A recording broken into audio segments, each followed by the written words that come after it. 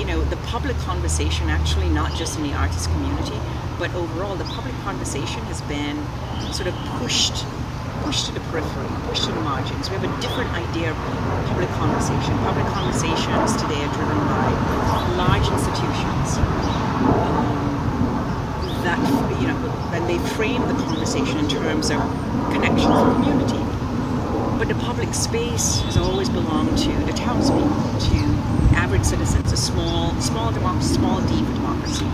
So what if we're able to recreate, or in Newark, sort of start, you know, a public conversation in a public space, so that this can begin to grow, where folks come together organically and participate in a conversation and take the conversation to places that we really have no idea about. But what we do know is once you begin to generate a thought process around your desire for transformation, that leads you into places of action. So I really, you know, I was really excited about doing that, and spent most of the first half of this year, or actually up to now, sort of lobbying folks about the Artist Recreates the World, lobbying them to see it as you know, a foray into a larger public conversation in a public space, and that artists should own that, because artists really are the anchors of cities, right? Right. When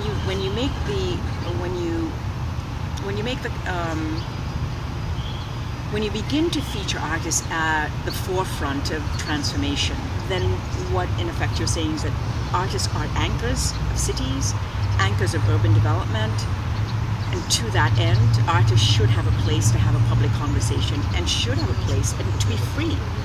Freedom and democracy are critical to public spaces and conversation, and so artists should be free to think, to think collectively, to disagree, to agree, to change.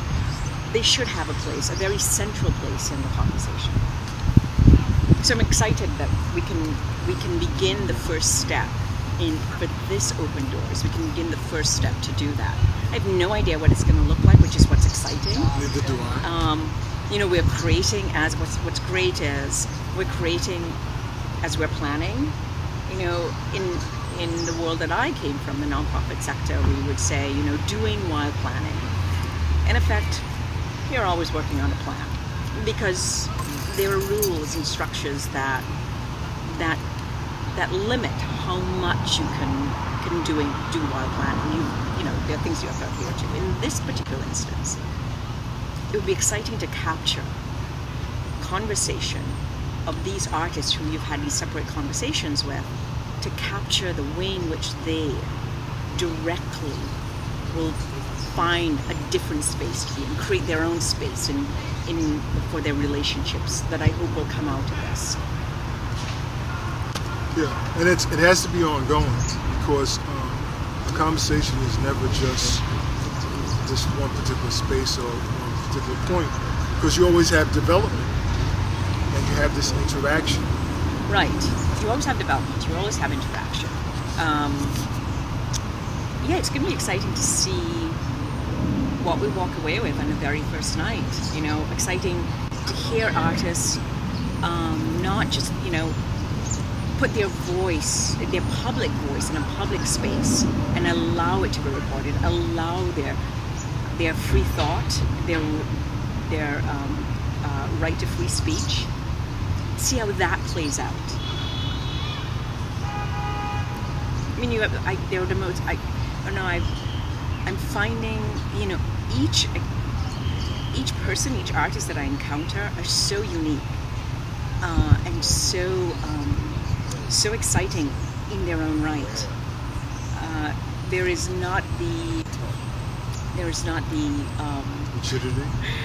Well, not rigidity, but there's not the one thought or this one shared ideology. Single-mindedness. well, also participating in this one construct. They're so unique and they work together so well. The collaboration of these very unique and distinct beings, and so I find just being around them and listening to them exciting. Yeah, and I've learned quite a lot through interviewing them. And right now, what we're doing, along with this YouTube, is we're doing almost daily posts, live posts. Yeah. And in every post, I'm talking about something that I learned from an interview, whether it be Ty Phoenix or whether it be Elliot Font or whether it be Jerry Gant. And so I'm giving that back to the artist, because so you can see how rich, the richness, the layers that we have here in the city. And we have to tap into it. We have to talk. We have to have that conversation. Right. Yeah. It's Cornel West from a decade ago talked about the loss of the art of public conversation, and a lot of that has to do with the intersection between conservative political forces, and I speak about conservative political forces in a broad sense because we've become more conservative, and technology. Right? So the intersection between those two, the way in which the freedom of public thought and public conversation sort of changed, and how fears come into that. And so my curiosity is to see how the artists can articulate their role in this new space. The poets have led revolutions. Artists have, like Diego Rivera has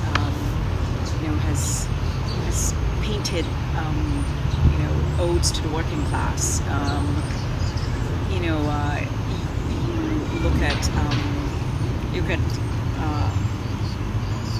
We've been talking recently about a man called Alfredo Lam from Cuba, who's had a resurgence that I've been following for like 3 decades. So artists have always been at the forefront, through dance, through visual art, through writing. They've always been a reflection, holding a mirror up to society. Yes, right. And I want us to, I want to offer. That's what I want to offer to the artists, because I see myself as an activist. Activist artist. Well, I appreciate that term, my brother. We coined that, right? We coined that, yeah. Did we? I think we did. No. I think you did. Oh yeah. Give credit who is credit is due. That's right, my brother. Yeah.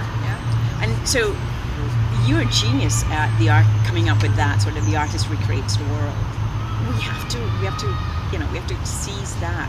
We have to know that in each thought, in each act, we've got to see that as transformation, and that's exciting. Yeah. But it's also a scary thing. I mean, you can lose a lot.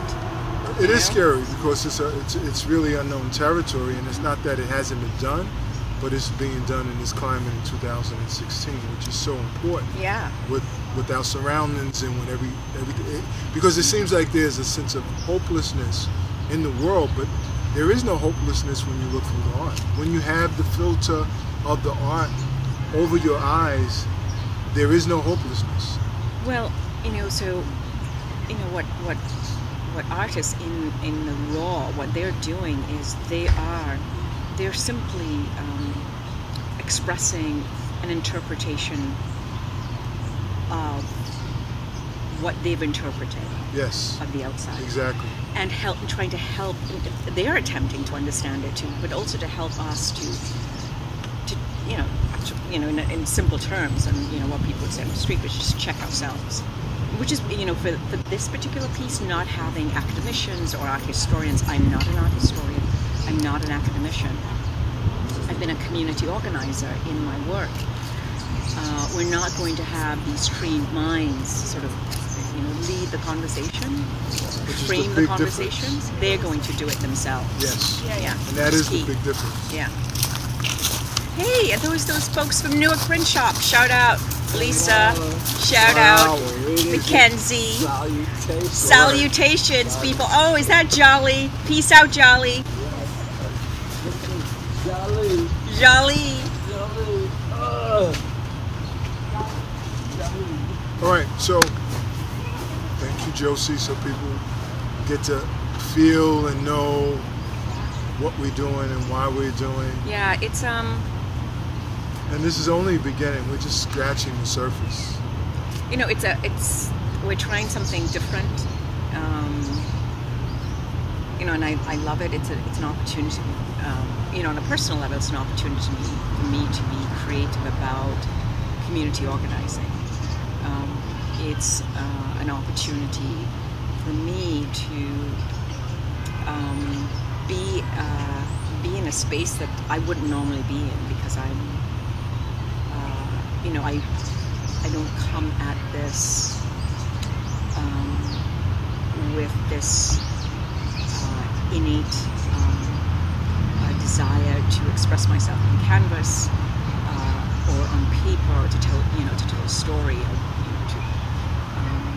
you know, through a narrative, whether it's on canvas or on paper or in song or dance, to say something. So I'm honored to be in this space, tremendously honored to be in this space. Thank you.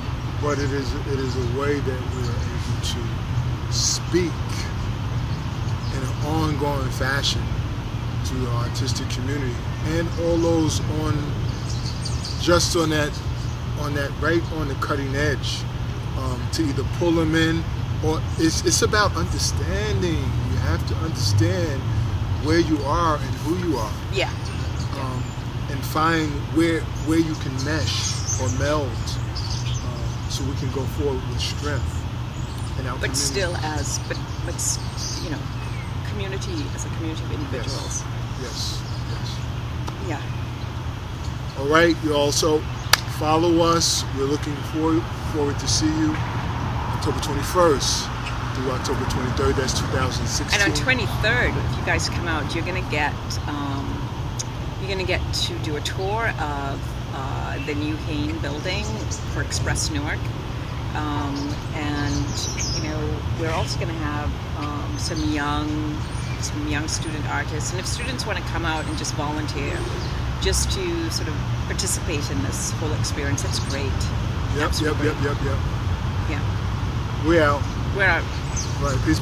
Cheers. Cheers. Because a lot of us are still confused, you know, and you might even say I'm still confused, but that's okay. I mean, you can be confused, but as long as you're working your way to a place where you're decluttering and finding yourself. And we know that famous saying, know thyself. Know thyself. Any thoughts on that? I don't mean to ramble, but... Yeah, well, I feel like what you're saying, like, well, we have programming, whether people know it or not. I have some programming. Them people sitting over there have some programming. Them girls dancing in the background. You know, it's all about deprogramming yourself. Like, there's some things, like, all your negative habits, that's just programming. Like, it's not so much your fault. You might be 20, 30, 40. You just got here. This society been here at least 200 years, you know. So, 1776, you know. So, like, we're babies to this, you know. You just basically practice. I love the word Sankofa, you know. Go back and do as your ancestors did. Go back and learn, like, what indigenous people did. And that's how you could live your life to the fullest and extend your life, you know. So tell them that. We're going to end on that note. And that's the type of stuff I want to put in the films and the events I go to and different things. And Gary goes to, he's into it. I'm sure them people back there dancing, they probably into it. You're probably into it too. So, yeah, we're ending. You know, I just go peace, love, and prosperity. Thanks for coming by, man. Safe Keep doing your thing, man. Thanks. Keep doing your thing. Keep it You too. Y'all check him Definitely. out. Support him. You know, let's support Thanks, each other. Support Gary. Appreciate. Definitely. Don't hate. Mr. Campbell.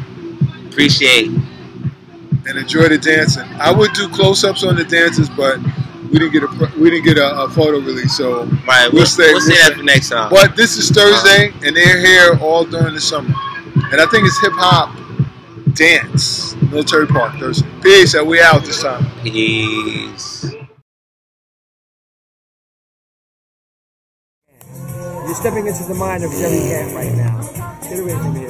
You're actually stepping into the mind of Jerry Gant. You're going to experience jewelry. You're going to experience the clothing, the artwork behind me, like pieces like this behind me. And I'm the docent here. I'm Altamar Shahar McIntyre. And I will walk you through.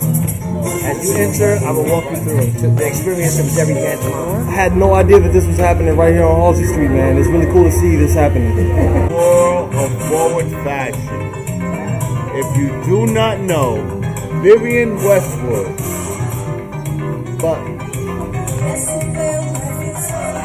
silk, velvet, leather, construction. We have the pocket square. We have the dinner jacket, tuxedo transform. Very excited to be here and very happy that there's one location where we can purchase the brilliant designs of Jerry Gant without traveling. We could just walk here. This is our neighborhood, our artist, our legend, our genius. So I feel immaculate, and I'm grateful and humbled to be collaborating with someone I consider a legend, and I'm feeling good. That's the bottom line, and we're creating history every day.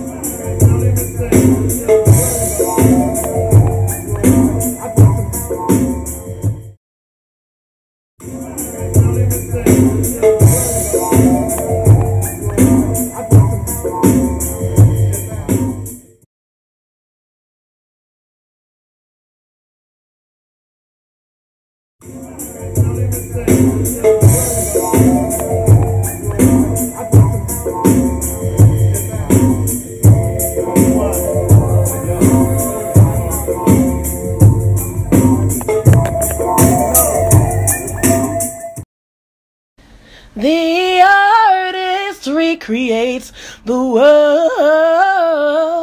Welcome to The Artistry Creates the World. I'm with Monty Ray Jones. Tremendous artist. What was that name you call yourself?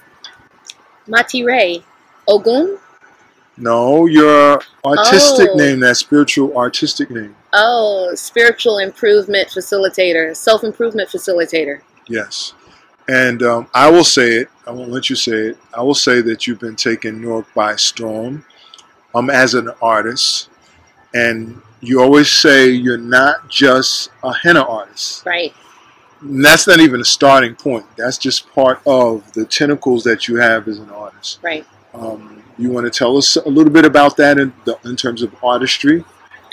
Well, with the henna body art, what I've done is I have meshed in self-improvement techniques using affirmations and specifically indigenous art decor designs that have divine concepts and ideas attached to them for creative visualization, meditative art, and of course fun. So all these art decor designs have divine concepts and ideas attached to them, and then what I do is I have my pupils, my clients actually envelop those principles into affirmations, and then we recite these positive affirmations so that we can raise our frequency up and create in our lives what it is that we desire. Woo! All right, interview is over. No. No, that was good. What I was going to say, what is art to you? Short version. Well, I serve myself with my own art. So art is healing. Art is truth to me. That's what art is to me. Art is from the heart. You see the word art in the heart? I think that art is love. Art is an expression of your most authentic self, where you allow yourself to be real with yourself and real with the world. And you know that saying, the more real you are with the world will be real with you. Jay Reed talks about real knows real. That's his own saying, I believe. Now, how do you see art tying in with spirituality? Because that's a question that I like to ask people that I interview. Art tying in with spirituality. Or vice versa. Well, you know, I see artists as symbols of the aspiration for the people.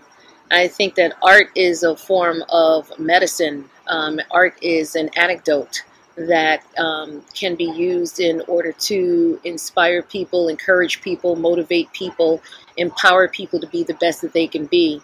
I think that art is a form of therapy. It opens people up to the truth of who they really are. For me, I've always used art to serve myself. I love beauty. Beauty opens us up. You know, audience members, when they sit back on and they watch an artist on a stage, they tend to, they're more open and receptive to what an artist has to say. An artist can hypnotize people into... That's a good word. That's a good word. They can. Right?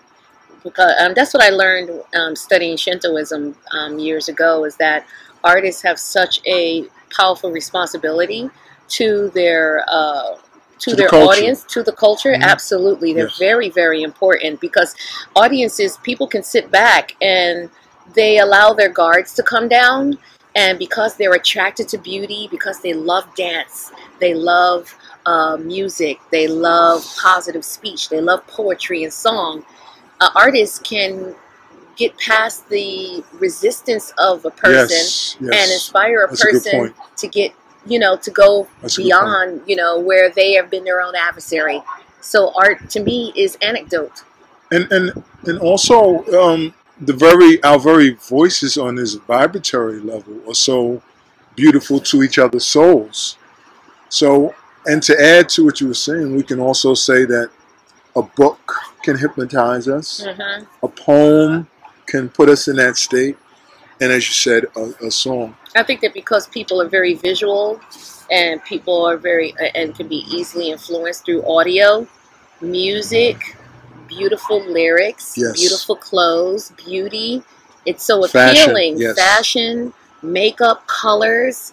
Let's talk about colors and color mood therapy. Colors are bright. They can stimulate a person's mood and transform their overall attitude about life, their inlook and outlook on life, just by observing beauty. So artists actually, you know, help people to see the beauty in life. Yes. So do you think, I should say, what is your overview on the art that we do today? Do you think it's missing the mark, or is there room for improvement in terms of how it changes or reshapes? Of course, I would use the word reculture and recreate, but how it reshapes the culture. I think what we're in right now is the Renaissance period. What we are doing, when I talk about we, I talk about myself.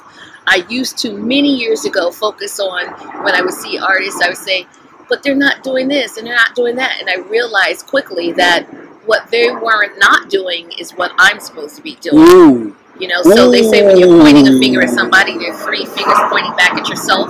So I said, because I know what they're not doing, it's really because I know what is necessary to be done. That's good. So I take the responsibility. That's good. So we're going to end on that note. It's about taking the responsibility of where you see that the art is void, or where there is a need, then we have to pick up and do what we need to do. Right, and I believe in doing that. So where I'm taking art right now is healthy self scripts, positive speech, complimenting myself, complimenting each other, inspiring people to say positive statements, using a lot of affirmations that elevate our vibration, expand our consciousness, so that we can have a brighter outlook on life and a brighter inlook on life. And when you feel good about yourself, you can lend some of that good feeling to other people. You're not as critically judgmental and negative. Love that. Love that. That was good. That was good. That's a good ending. So, It's the truth. It is the truth too. As they say, hashtag facts. So what I wanted to ask you, let people know where they can reach you on the internet. You can reach me on Facebook at Matire, that's spelled M-A-A-T-I-R-E, and then the last name Ogun, O-G-U-N.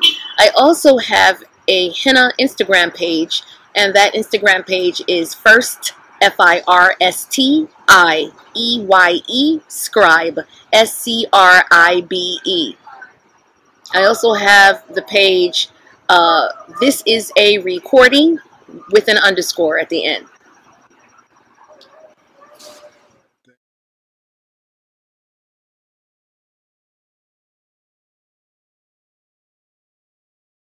Time for peace, y'all. I'm just, hey, with the wind, right? So can we just inhale one time? Maybe we'll do it 2 or 3 times. But let's literally breathe. If you will, close your eyes. If you feel it, open your hands. That's my other baby. Push your chest out a little bit. Open your heart up. And just inhale one time.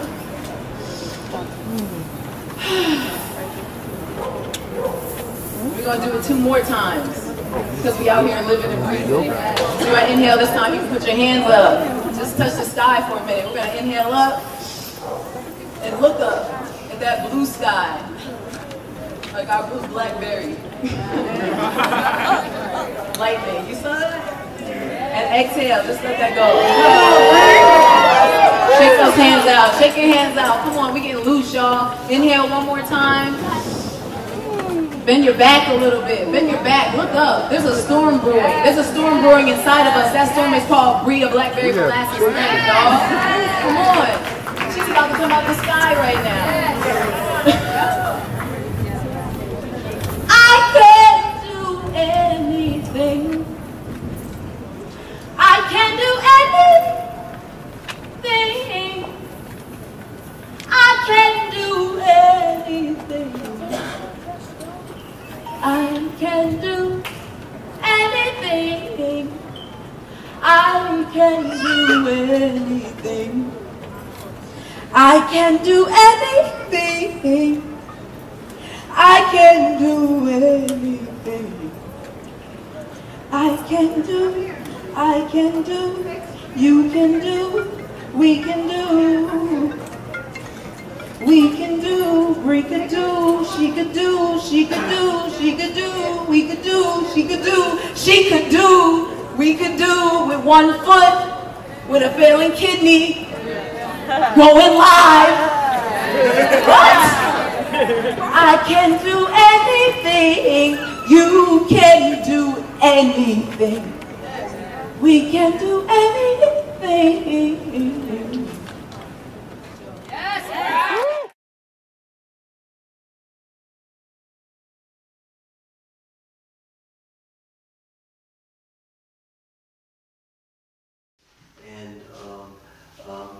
And this is a poem by a black British poet, and it's called Shape My Future.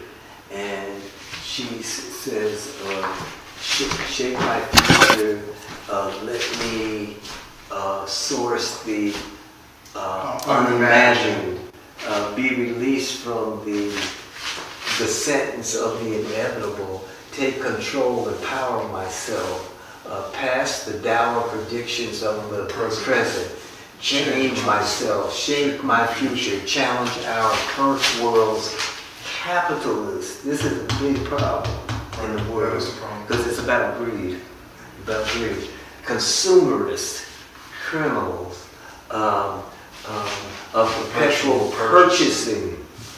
Shape my future, and this is goes on past, and she goes on and on. She's shape my future, curdle the milk of corporate kindness. You know, they make it so easy for us to think that, you know, they give you the credit card, buy this and buy this with money that you really can't, you know.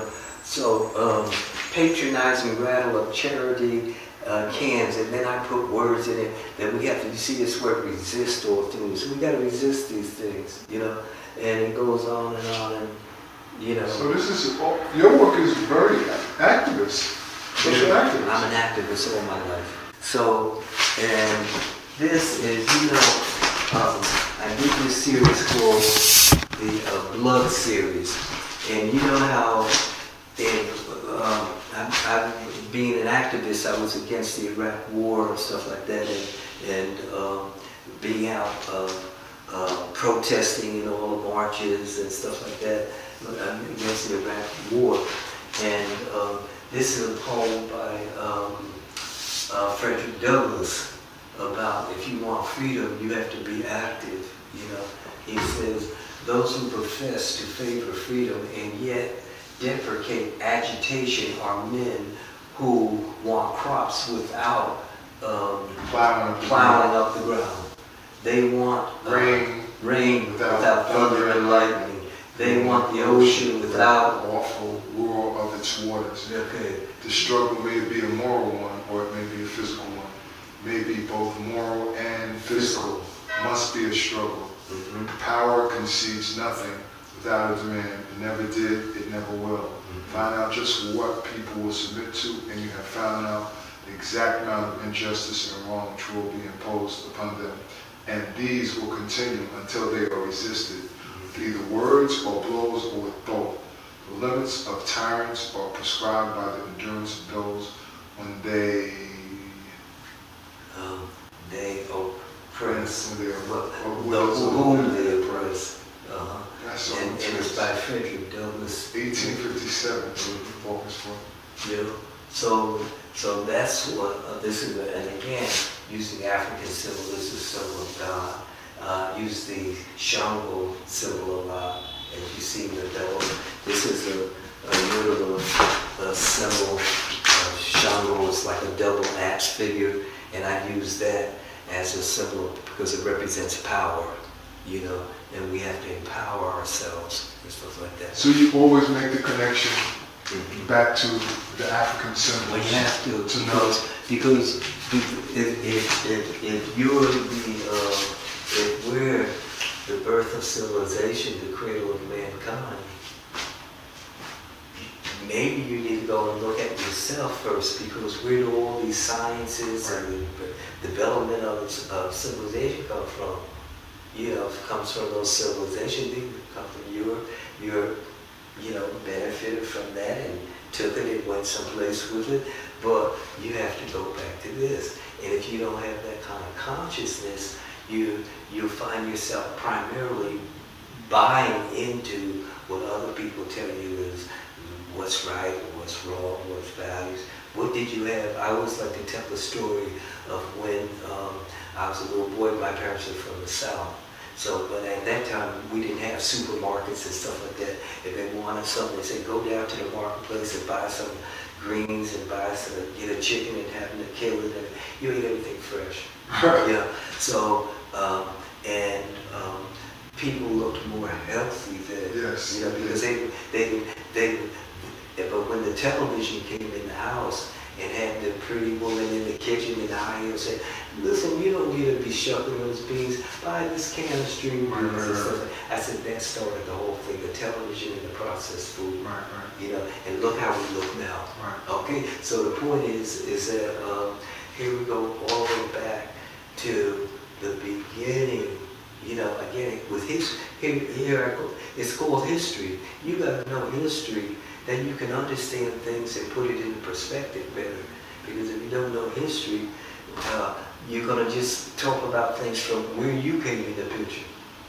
The foundation isn't a concrete foundation. It's their foundation. It's superficial. That's why some of this pop music that we hear today is so weak. It's weak. One time, one of my nieces a few years ago, she said to me, oh, Beyonce is the best thing going. I said, but in comparison to who? I said, how would you compare her to Aretha Franklin? How would you compare her to Shaka Khan? How would you compare her to Dionne Warwick? On and on and on. They don't. Ella Fitzgerald, Nat King Cole, I mean, on and on and on. So if they don't know it, they can't compare. You got to know history. You have to know history. So I'm a socialist. I'm a social. I never realized that, but now I see the work. It's clear. It's more than clear. Yeah, it's social, but I'm always trying to take it on in terms of who we are, not to just stay there. Like I'm thinking about doing a series. I don't know if I'm going to get to it, but I said, it's just like you take the presidential elections. If whoever would win could just win by only having the black vote, the black people would really have to get. You need allies, you need other people. So we can't, even for our own struggle, you can't just depend on only black people. It would be in denial. We thought that in the 60s, that wasn't sophisticated. You need all kinds of allies who are on the same page of what you're struggling for. Like I heard that Georgetown University, I think it is, wants to give descendants because they sold slaves. And so now they want to give descendants of Africans like a break or something? Yeah, to let them an opportunity to go to the school, but they still have to pay for it. Right. You know what I mean? So it's a beginning, but it's not the end. Right. You know what I mean? So, but it takes people to be conscious to know what to struggle for and to know what people are doing right, because you might think you have the whole picture, but you only have half of the picture. Well, that's why the art is so important. That's why art is always so important. To see a piece like this and chew on it for an hour or 2 hours to understand the really significance, and not just from a media standpoint. That's right. That's but from an artistic standpoint, where the artist speaks from his heart through the art. And because especially, in any society, any government, it doesn't matter what system, they're going to put out what favors them. Of course. So you got to know the truth for yourself too. Because otherwise you're just buying what they have to say to you.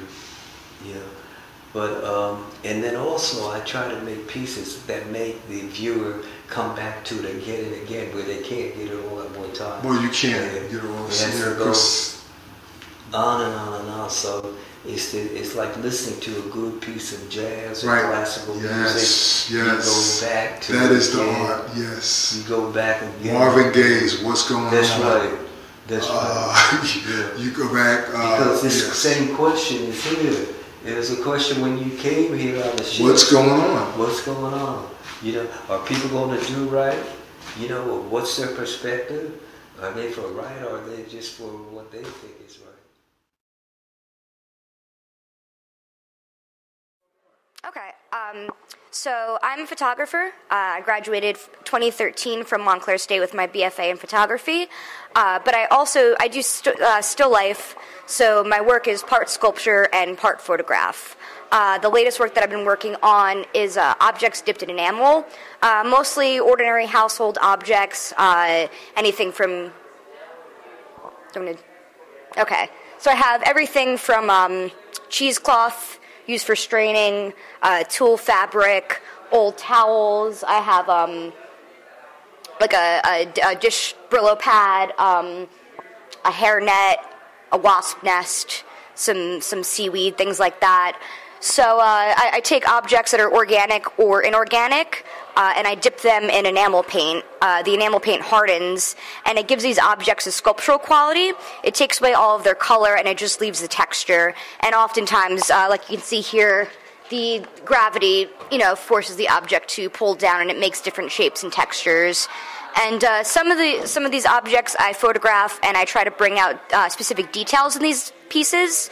Other ones, more recently, I've just sort of been letting the objects live as objects rather than photos. So you can see over here I have 2 pieces of lakeweed that I've just hung on the wall, and I let them be themselves and see how they are read that way. What made you come up with this technique? Where did it come from? The technique. My technique, I've always worked with ordinary objects. And I wanted to do something that... Let me start over there.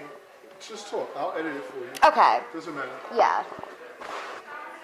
I wanted to do something that would preserve the objects, but wouldn't, just have them be themselves. I wanted, to make them different, to make them more sort of ritualistic. My work is really process-based, so a lot of times I'm doing things repetitively, or, one object will, give me inspiration for another piece. So I wanted to do something that was going to make these objects different, and also make the eye see something other than what they are, because I'm taking all the color away. It's bringing out the textures. I'm putting objects together that shouldn't belong together. Like I have a piece of brown paper with this tool, and then when it's lit from behind, the tool shows through, and it looks like, scars or pieces of skin or something that's been torn over and over again. So it's really mostly an experiment at this point. Nothing is really conceptual. My work was previously very conceptual, so now I'm just sort of letting the objects speak for themselves, and whatever the viewer gets from that is what they get from it. And it might not be what I intended, but it's part of the process. What do you enjoy more, the concept or just being free? I'm usually a very conceptual person, but it's been a lot of fun to just sort of make it not a subconscious thing, but the objects sort of become what they are through the process. I don't really have an idea. I have a loose idea, but it's never what it actually comes out to be. And some of these objects, like when I use the paint, if a piece of them falls into the paint, I don't get it out. It'll be added on to the next piece. So a lot of it, like I said, pieces speak to each other. They bounce off one another, and they become more and more. Any mentors? Any mentors? At the moment, old professors, and some colleagues that I've worked with. But I find that working with people that are on the same level as me, and just being, especially in this atmosphere where I'm always around other artists, is really great, because you get to talk to people that are your contemporary and that are doing the same thing as you, and it's good. Yeah. And provide that strength, not only for us but for people out there, because that's what art does. And the people who come to the exhibit don't only just get my take on it. I mean, they get the history, which is kind of inherent in the work, in the artifacts and the place. And they don't just get my take on it, but they get another like 40 to 50 artists. That's a lot. Really good artists, and they get their take on it, which I think is the most important thing. It's not just one person's take on it, but it's kind of a collective take on an idea. And what I'm finding after interviewing, I don't know how many people, but that the collective is very important. The artist collective that we don't really have, we have it in pockets, but that artist collective is so powerful, and I believe that's where we're going here in Newark, to understand our connectivity, to understand how we need to collaborate, that we have more power when we collaborate. It's just not about you or me. You come on my series in here, you add to the series. And when I speak and people see that we're connected, that adds to what we are as artists in the city. And we're also pretty fortunate to be in Newark, in this art community, because we've got a lot of great people here, a lot of great galleries, and we all kind of work together. I love the atmosphere here in Newark. It's hot. It's hot. Anything else you want to add before you go? I'll have you on next year again. Yeah. The two other projects I'm working on, they're both Newark-based. One is it's a photograph book that's coming out in the fall that I did with the Newark Preservation and Landmarks Committee. That's Newark landmarks. So that's like 80-some landmarks that we as an organization help to preserve. Wow. And there's going to be an exhibit of photography, kind of working with that book release. I'm not sure where that's going to be. Not all the photographs in the book, probably just 20, but they're going to be blown up, bigger.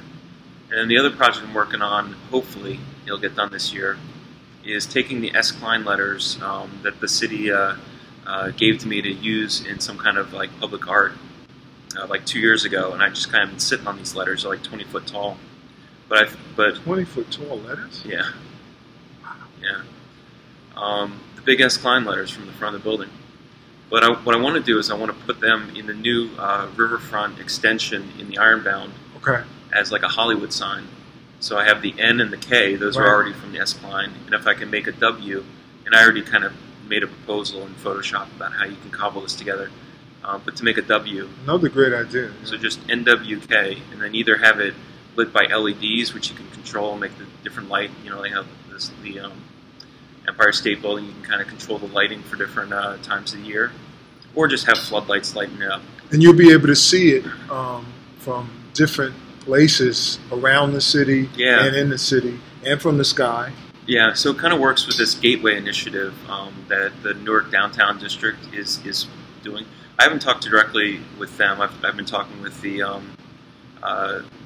Newark CDC, or that's not the acronyms, but the Economic Development Corporation. But yeah, you'd see it from Raymond Boulevard as you come into Penn Station. You see it from the river, if you were taking the river, but who does that?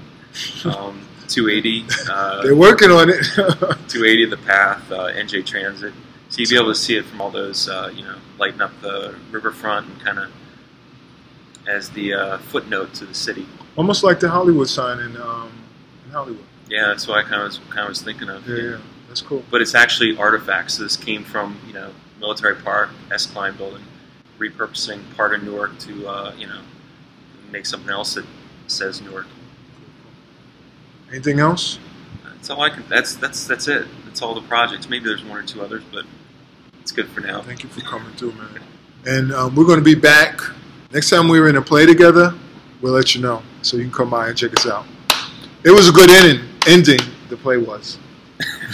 Spoiler. For one of us, anyway.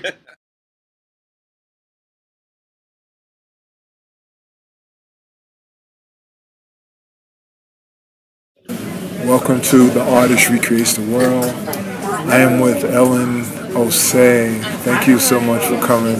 No problem. Thank you for having me. Appreciate it.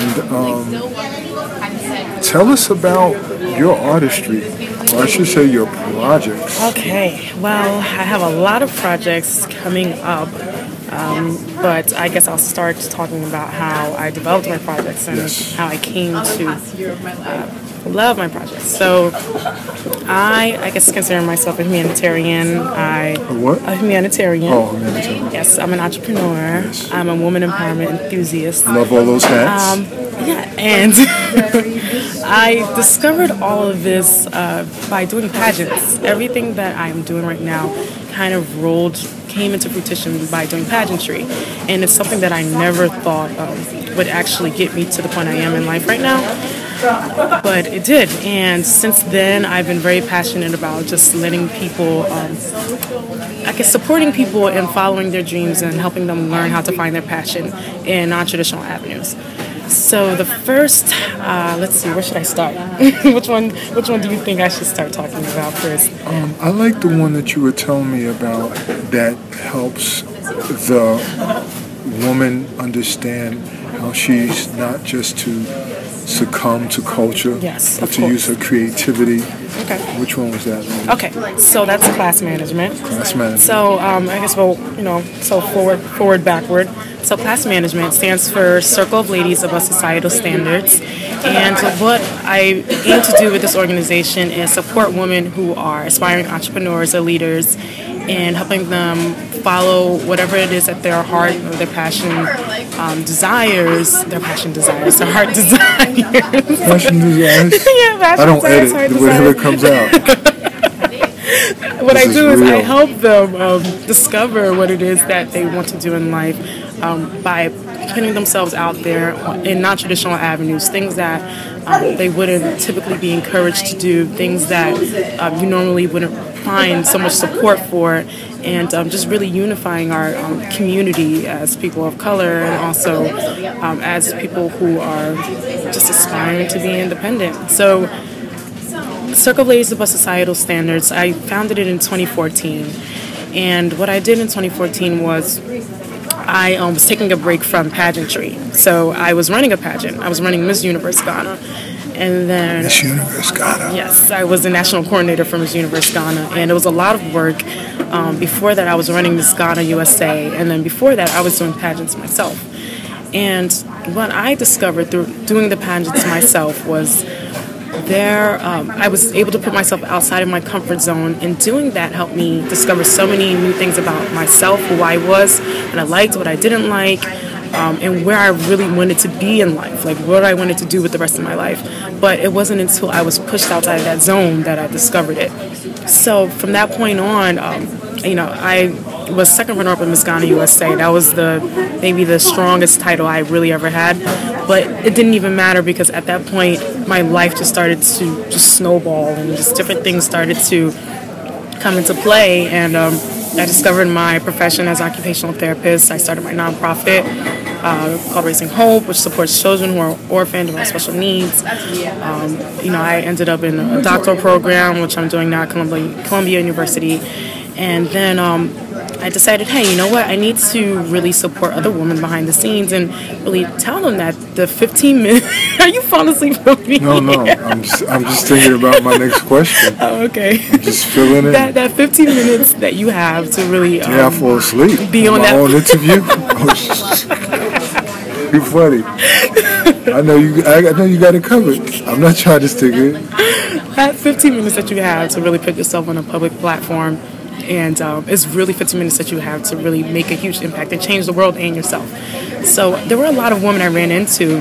They were doing these pageants that started to do platforms that revealed a lot about themselves. So I remember running into one girl that told me how she struggled with depression, and then her whole platform was suicide prevention. And then, there's another girl who had scoliosis, and she did a whole advocacy for children who have physical disabilities. And I was really realizing that a lot of these women were doing things that made them vulnerable, and that were, I guess, things that kept them inside or were considered obstacles that they were hard for them to overcome, and they used it as a tool to overcome through doing pageantry. So at that point, I'm like, wow, you know what? There must be a lot of other women out there who aren't thinking that pageants can really help them, overcome, things like this.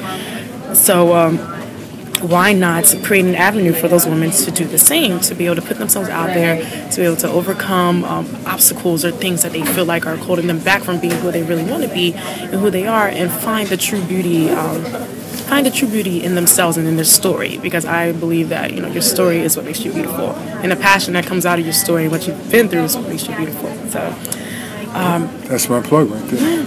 So see, I wanted you to develop that because to me that's where the artistry is. And you're a person as an artist that is a little bit more developed. In the next segment, I'd like to talk about where you get your energy from, or where did you learn how to handle your energy. But you're an artist that has been able to develop and understand that you use those multiple hats. This is what we always talk about in the series, that you use your multiple hats and make them work or make them tie in. Use your spirituality or the universe to make them tie in and become a creator. And then you bring value, you add value with the products that you offer people. That's true. I mean, that's exactly what I did. I mean, I wanted to find a way to tie everything that I love doing into what I was doing with my life. Even when it came to my career, to my nonprofit, to doing pageants, it was like all of this has to have a purpose and a meaning, and I want it to be something that I do and I pursue every day. Hi, I'm Jan Morrell, and I'm running for mayor of Orange, New Jersey. I would like to talk about my team, my at-large council running mates. There's Andrea Elliott. Andrea is an accountant by virtue of both her education and training.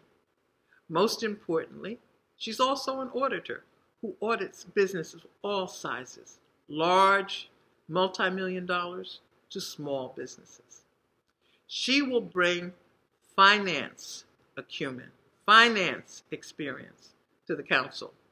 And let's be honest, right now, there isn't anybody on the council that has finance experience or knowledge. Second, there is Sharif Williams, 5B on the ballot. Sharif is an IT professional. He brings a wealth of experience. And remember, we have all kinds of internet problems, from our website remaining up to communications between our police, fire, and city hall. No one will be able to come to a council meeting and blow smoke up his nose about what IT should be. We'll know about the internet technology. We'll know how it works. And equally as important, Sharif has been our baseball commissioner for the past 3 years, in addition to which he also coaches baseball, football, and basketball. And then there is Rayfield Morton. Rayfield, whom everybody knows, has been on the city council before. He's ballot 6B. Rayfield knows how the city council should function. He also knows how the city council should not function, as we have witnessed during these past 3 years. We need a strong team. That's why they were selected. I want people who bring a diverse skill set, who can enhance the knowledge base as well as the set of skills on the city council. So I urge you, vote for me, 2A, Jan Morrell, Andrea Elliott, 4B, Sharif Williams, 5B, and Rayfield Morton, 6B. We need the entire team to make improvements in Orange. We need the entire team to move Orange forward. This is a place where you, my neighbors, friends, we should enjoy living here with a high quality of life. Join me on this journey. Thank you. Welcome to the Arts Recreation World. I'm with Sean Battle. What's going on, y'all? It's good to be back. Battle, you got some updates? Yeah, so for those who don't know me, ladies and gentlemen, my name is Sean Battle. I am the founder and CEO of Evolve NJ, an arts education and entertainment firm based out of the city of Newark. We create platforms where we promote the connectivity, formation, and expression of self through artistic translation. Now, since the last time I've been on this series, and shout outs to Mr. Campbell and the Artist Recreates the World for all the work that you've all have done. Check out the videos on the YouTube channel, folks. But since my last interview, Evolution Open Mic is still going strong. We are now every second and fourth Monday of the month at The Cage, 319 Mount Pleasant Avenue in the Forester Bricks, Newark, New Jersey, 7 p.m. to 10 p.m. $5 cover plus donations. Shout out to Early Red Promotions for the work that you've helped me with. Live painting from Miss Queen Moore. Shout out to her as well. And shout out to all of you who have come through and have just helped this event grow and be as big as possible. Oh, and free food as well. And shout out to John Murray for what he's done in regards to The Cage, his latest endeavor. Sean, one question for you. What is art, man? What is art to you? Oh my God. Art is an experience. Whether it be whether it be visual, whether it be culinary, food is an art, folks. Whether it be literary or whether it be performance. I just got out of a meeting with someone where we had to define, or we ended up defining what is art, or answering that same question, and recognizing through that what is the resources needed, what are the tools needed to create that art. And to me, art is an experience. I said before that I write poetry to create a world where it feels like I belong nowhere else, but I share that world because I know there are those who feel the same way. So how do these worlds exist, coexist with each other? Art is creating an experience for those who feel like they have no experience, or they don't know who else has that experience and are able to talk to one another. So to me, it's an experience first. Thank you, man. I want you to come back on and really share some of your poetry. Absolutely. We running today. Word. Peace, peace. Peace. Follow them updates. Yes, so support the artists.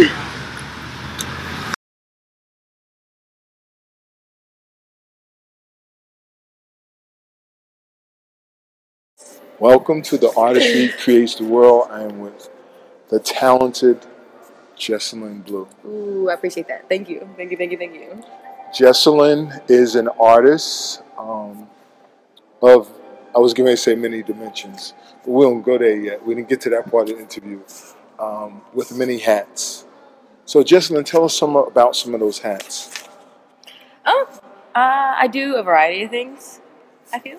Yes. But, I don't know. Where do I start? You're a poet? I'm a poet. You're a writer?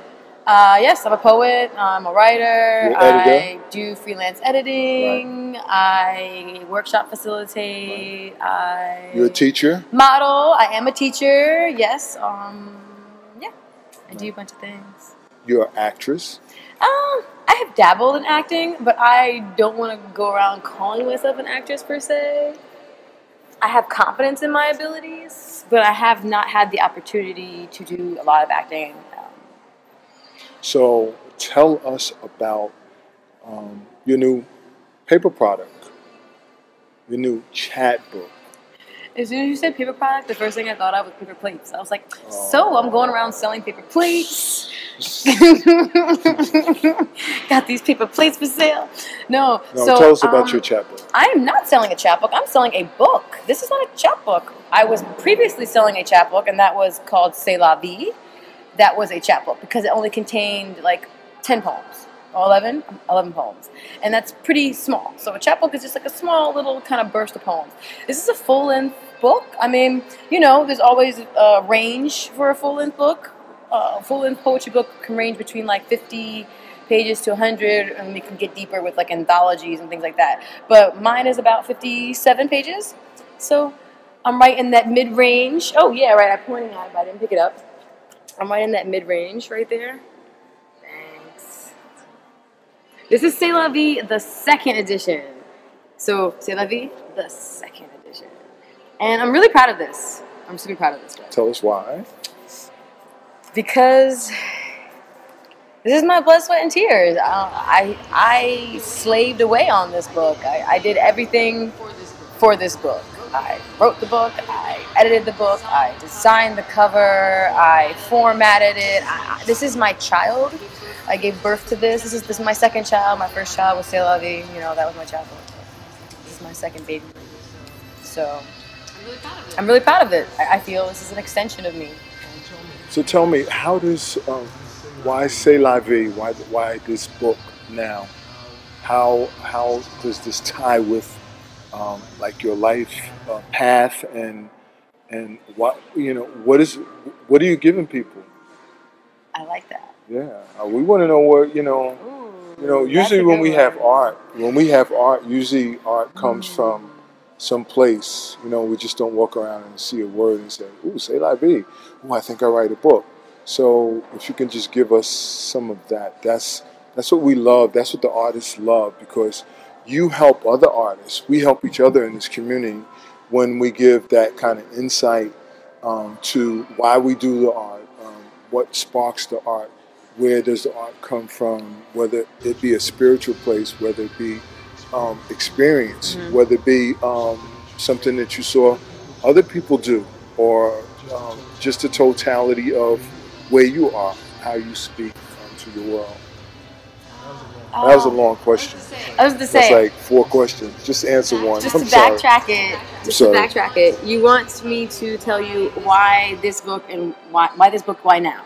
Yes. Why this particular timing of this book? Yes. Why I released it now? That, and I also really like to know how does it tie to your life experience, your path, Okay. All right. You got 2 questions there. Right. Which one would you like me to answer first? whatever one you're feeling first. Okay. I guess to why now? Yes. I felt like it was way overdue. My first book came out in 2014, C'est la vie. So it's 2017. That's, for me, that's a really big gap. It's given me time, obviously, to work on more material and write and hone my craft and do other things and explore life and gain different experiences. So my material has changed, the content has changed, how I write has changed, which is supposed to. It shouldn't be exactly the same. But it's too long, too long. So 2014, 2017, and I wanted to bridge that gap. I sat down one day and I made I believe a 5-year plan for my artistry in regards to what I'm going to be releasing, and I already have this lined up. Oh, we like that. The timing may not occur exactly because you can't have life down to a T, man. Well, life's gonna throw me some curveballs. Life's gonna, spitball. Yeah, exactly. Slider. Exactly. I may slip on a banana peel on the fucking peel. Things may happen. I don't know. Yes. So I'm leaving wiggle room for that. But I did take the time to write down a 5-year plan of everything I wanted to release, and the type of concepts, and I put down the bare bones, even like estimated dates. So I have it, you know, and I just had that overcome me. I said it was too long. That wait, what was I doing, man? I mean, I was doing things. Don't get me wrong, but like, come on, you know, I needed to have something going on. So I took the time down. I set up my whole plan. So expect more, and that is why I've done what I've done with the timing right now. How does this book help people? I mean, how do you see it? Usually, art heals. Oh, absolutely. Yes, yes. Absolutely. So, is this for seniors or this for young people? This book's for everyone. But, that's why it's I called wanna C'est La Vie. yeah. Like the whole reasoning. Oh, you may take it. No, Right. I didn't buy my copy yet. So, so on the back you have, you know what's stranger than fiction? Truth. Should I read this? Is this against the rules? No, absolutely. Warning. It's out for release. Do You not- can buy it online. It's not. Oh, there's your plug. There you go. Yeah, Yeah, you can buy it online right now. Amazon.com, BarnesandNoble.com. It's out there. Warning, do not open if you are not ready to embrace honesty. These pages contain journeys and scribbled notions about life, politics, love, death, spirituality, drugs, and droplets of my soul, metamorphosed into an alphabet globally recognized. Enter if you choose enlightenment, open if you choose hope, turn the pages if you choose art. I love that line. That's a nice line. Yeah. No. Oh, I like that. He really wants it. You know what? I think my station is PG, but you can make it something else if you like. Not even. You know, I just like your enthusiasm. I appreciate it. I'm trying to feed off of your energy. You are definitely. So what's next in that plan? You have something else next? A third edition? Which question? Okay, so Of what's the book. next? Yes. Okay, what's next is my CD. I'm going to switch it up. Right. I want to have different types of media available. You know, not just don't take me home just in book form. You can take me home in CD form. You know, like Y'all see, I'm trying to keep this like clean, right? Well, since you mentioned it, it Don't was getting a take little her hot home. in here. I was going to take the sweater off. Yeah, well, you you can. even mentioned it was hot in here when we first walked in. I told you. I sweat like a man. We like to. If you see me, sweat or whatever. I do. Okay. And you do go to the gym and you lift weights. I do. She wants to show us. No, I don't. her I was kind of getting musculars. hot. That was thick and it was a little steamy in here. Not to veer from the question. The question was, what's next? What's next is my CD. It's obviously something audio. So I wanted to do something different. I want to switch it up. Take book form and CD form. Nice. And not just CD, obviously. That's so ancient technology these days lately. What is it? Take me home in MP3 form. Right. You know, download me on Spotify, stuff like that. So it's going to be widely available. I will have physical CDs, but then of course you can get it on the online outlets. I got you. And it's called the Phoenix Project, and it takes you on another journey. But this journey is more specific. As I said before, this one's kind of like a mishmash collection of different types of experiences and ideas and thoughts, and that could be for anyone. And I'm not trying to say my art isn't for anyone when I'm saying the Phoenix Project, but it has a specific concept behind it, so it may appeal to certain people because of that specific concept. I'm not trying to, box it in. But it's more about the rise and fall. But, the more I think about it and when I'm talking to you, the rise and fall of anybody can be related to anybody. We all rise and fall in different regards. Ebbs and tides. Yeah. Cycles of life. Different aspects. Yes. So, yeah, that's what the Phoenix Project is about. It's about the Phoenix. The Phoenix, it's born, it burns so bright it becomes ash. And then it just fucking disintegrates and it's over. You think it's dead at that point. I just have a bunch of tasteless fucking ash. But through those ashes, it can rise again. It sparks that ember, it reconforms, and then there you go in the cycle of the Phoenix. And that, as human beings, we go through that in a myriad of ways. And I started to talk about that in the Phoenix Project. So it's just you begin to rise with me in the first track. till you get to the climax, and then you start to fall with me, and then we get to a resolution. So I'm taking you on a journey with that one. I see. So that has more of a specific concept. This one is a little bit kind of mishmash. I'm throwing you different things here. It's 21 pieces, so in my mind I'm calling them like 21 roller coaster rides, 21 different journeys. Wow. And that's how life is. Life is like these little roller coaster rides, really. Oh, I mean, if you think about it, I mean, the energy goes up, it goes down. Sometimes you get a queasy stomach. Sometimes you want to get off? Why'd I get on this roller coaster? right. So, how has this book helped you as an artist? Was there a transformation going through this? Was there healing? Absolutely. Yes. That would be. Can you share any of them? That would be some bullshit if there really wasn't any healing involved. Or I don't even know what I'd be doing this art thing for. Well, can you elaborate on how it healed me? Yes. Well, was there a healing process when you received this book? Because I know how this feels when you get your copies of your book after. It was a very validating process when I received it. Right. When I actually could hold it in my hand, right. And no more was like a document I'm looking at on my computer screen. Right. Yeah, it was a very emotional moment. I was crying. I was big balling. I didn't even know. I wanted to scream and shout it from the rooftops. But that's similar to how I felt when I had C'est La Vie come out. Mm. But for me, this is a larger step because with C'est La Vie, in 2014, I've been doing poetry since. I've been performing poetry since 2009. I've been writing since I was 12 in general, poems and short stories. So to come out with a book in 2014, I felt it was really long overdue. I should have had some kind of something out for publication that people could purchase for me and take home after I've been performing and all that. So when I first received that book, C'est La Vie, the very first one, I was really in tears. Like I think I just started crying as soon as the box was handed to me. And I was just like, you made my dream come true. I was just like, I'm so thank you. And that was Viviana. She go close to the camera so they can see you cry. Just thank you. Like I was so blessed, and I just I was overwhelmed. So when this one came, it was the same feeling, but it was even more intensified because this time I was like, look. I made the C'est La Vie. I got the book. That was my first thing going on. But that was a chapbook. It was smaller. It only contained 11 pieces. Right. It was a building block. It was not something that was available for purchase online. I didn't have my website yet. I didn't have any of those outlets.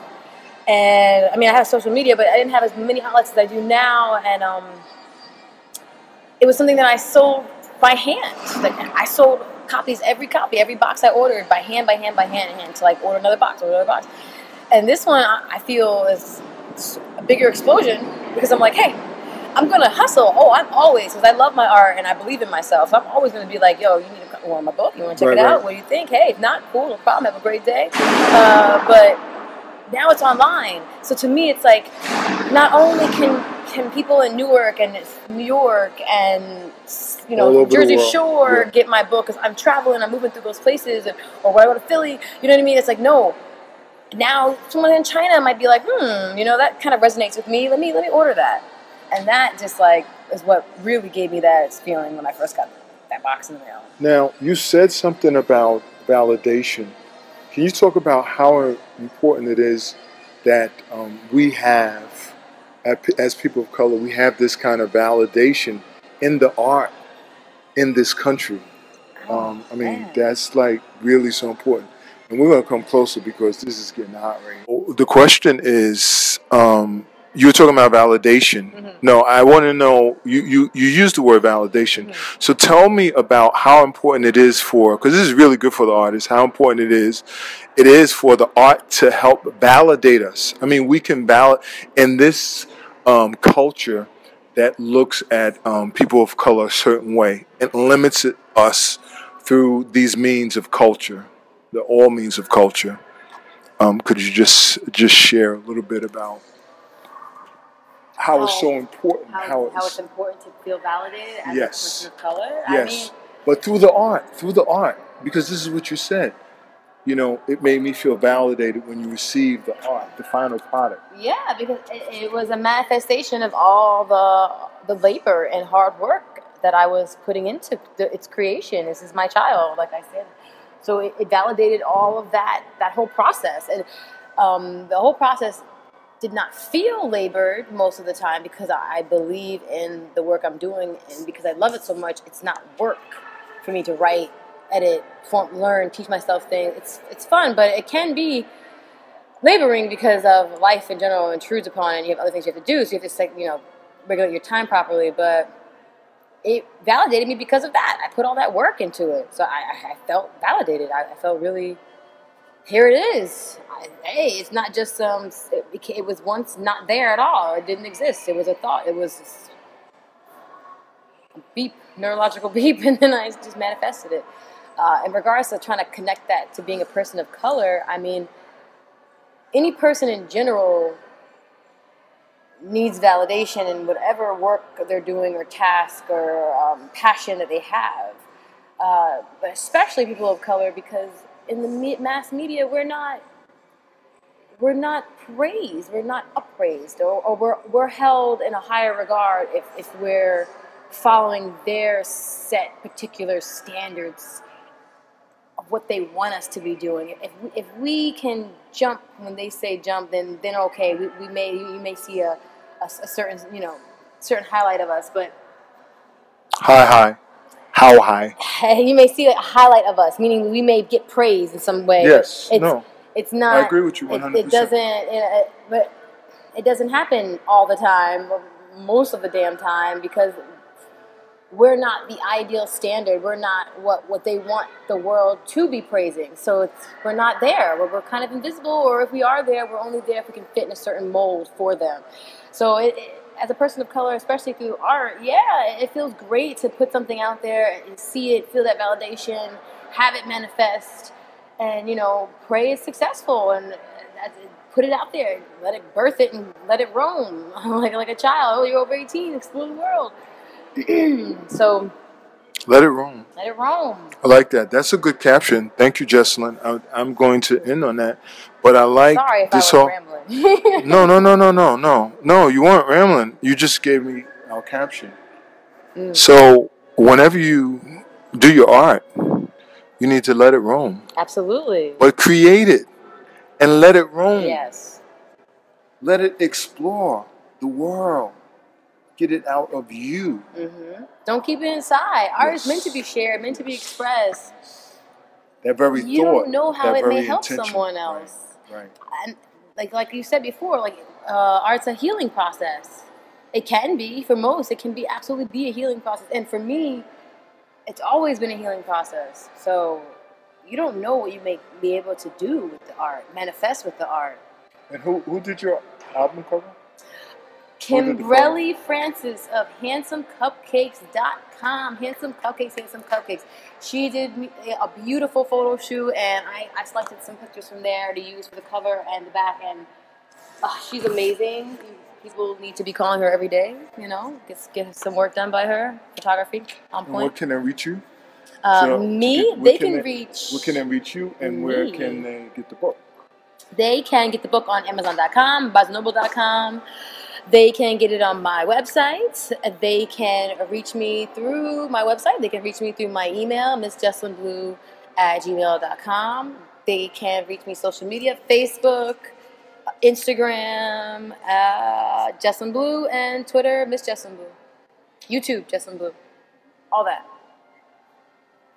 Jesselyn Blue, continue success. Use that energy that you have within. Oh, thank you. Do your thing. And hopefully we'll see you when we start streaming. We're going to be streaming. Ooh, I like that. Talking with some other artists. Peace, we're out. Support your local artists. Absolutely. Peace.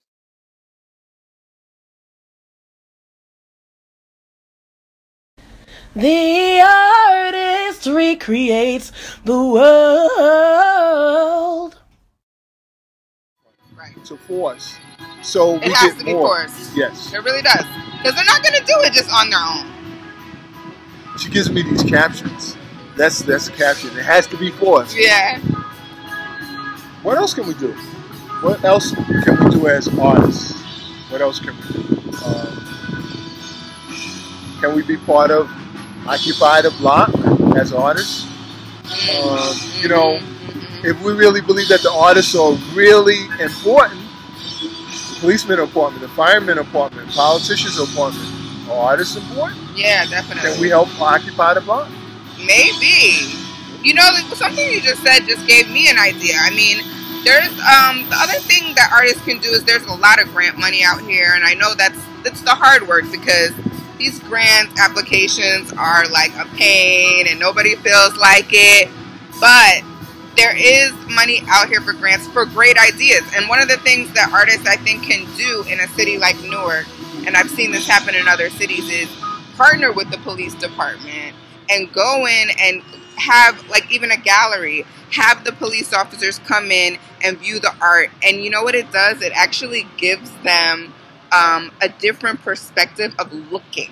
You know how you can see something and depending on your perspective, it looks different? Yes. So it's almost like crime, you know, and seeing people interacting. They've been doing this with police departments, taking them into galleries and changing the way that they look at things.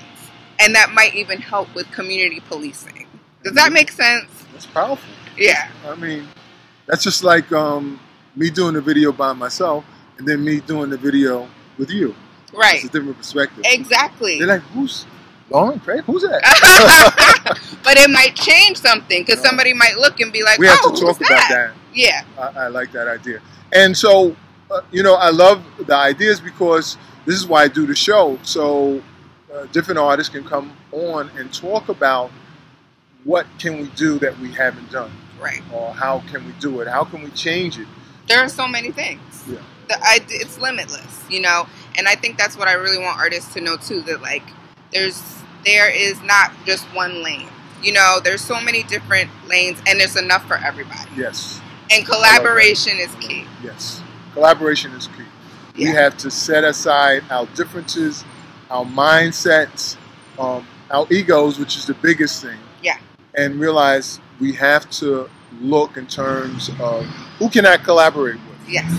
Who can I work with to make a new project, a new idea, something different, something fresh, exactly. something unique, something that comes from a different perspective. That's right. Something that will spark some other genius or somebody else to think a different way. Exactly. Great. Anything else? I'd like to thank my mama, Jesus, and Gary.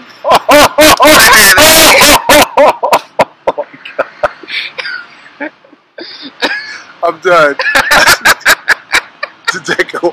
I will see you later. Thank you so much.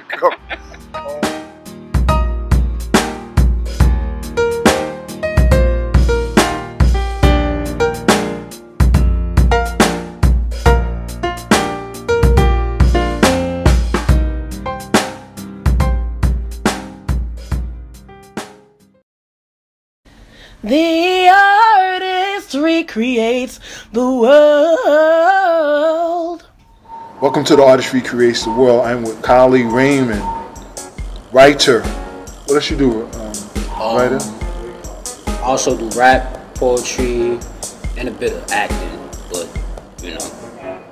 But I seen your books, so I would say your strength is your writing. How many books have you written now so far? Currently, I'm about to be at 50. Believe it or not. Wait a minute. Wait a minute, dude. Wait a minute. The last time I talked to you, you had like 7 books written, right? I had 7. Right? At that time, yes. Okay. And tell me if I'm not wrong. Out of those 7 books, those books were over like 30,000 words each, right? Correct. Okay. So now you tell me you have 50? Almost 50. I'm working on my 50th one right now. Very special project. It'll be releasing within later of the year. I'm taking some time to develop some new material. But I also do have 3 more books coming out in February. 2 on Valentine's Day, and another probably within the last week of February, probably that last weekend or so. And so I will be posting updates about that as well on my social media. Okay. Which books are published? How many are published? Out of those nearly 50, I currently have 41 published right now. As everything else is set up for pre-order or being developed as we speak. Okay, so I talked to your mother briefly because we did an interview before, months ago, with Mayor Baraka at City Hall. Correct. And your mother was telling me, tell me about this early process because you've been writing for a long time. Yes. So it's not like you're an old dude. Like you call the people old today in the news. You call the people old to me. They was like, all the people like, who are you talking to? I ain't mean to come So I told him the next time when you want to refer to older people, you say, all the other generations here like that, you know, and then they don't get offended. But we all learn lessons. But yeah, I talked to Mom. Talk about how long you been writing? Because it's not like you old. How old are you? You're in your 20s. I turned 19 last year, so I should be 20 by the end of this year. Yo, this guy is 20. You know, and I have to say, I know I asked you a question, but the reason why I'm so jealous is because I have some manuscripts that I work with, and I know we have different material, but I do this series because I like people to know and understand different type of artists because the writer is close to my heart. And I say the only book that I have published, it was 25,000 words. And that joint was, yo, bust my brain. I'm working on another one, which is another 25,000 words, but it's work. So when you say, and I said 25,000 words, one of your books has like 60,000 words, right? No, I mean, my biggest one got over, I'd say 100K. Well over 100K. So, okay. Now, so where do these ideas come from? Let me start there. Because your mother told me, your mother told me like when you were young, you focused on, so how did that work? I mean, when I was young, I started writing what you would call comic books. They weren't really comic books, you know, I took notebook paper, ripped them out of notebooks and folded them up. Right, you were talking about that story here. Pictures and dialogue or whatever. Well, I got many inspirations from, you know, things in my daily life, people I've known over the years, such as my teachers, you know, classmates I may have had. That's right, your principal was at the book signing, right? When I was in 8th grade, yeah, he was there. I wanted to get my guidance counselor from that time to come, but he couldn't make it. But he did give me his best wishes at that time as well. So we're at Express Newark, and we just came out of an event. What was the name of that event? It was Pearls of Wisdom. It was an intergenerational discussion, you know, about what was Newark in the day, culturally, back in the day, what is Newark now, and what can it be in the future. So we're talking about culture and art. So we had like an entire discussion circled around like arts in Newark, such as poetry, writing, music, all the arts. Basically, yes, everything all that arts. pertains to and culture. jazz, which is a big part of Newark, because you know Sarah Vaughan, we talk about her too, which is arguably one of the most best vocalists in the industry of all time.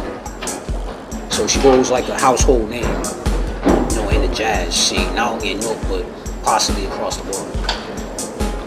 You went out on jazz. I mean, I'm trying to find out how you write these books. So tell me how the process of an idea of a book. Like, what's the last one you wrote? I mean, the last one I wrote was a book of poetry, I believe. Yes, it was a book of poetry. As currently I'm really heavy into poetry now.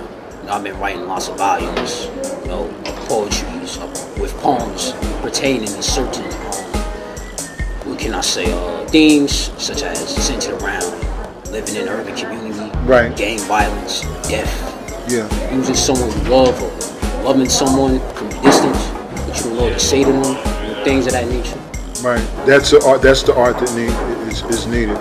So, tell me about one of your books that you really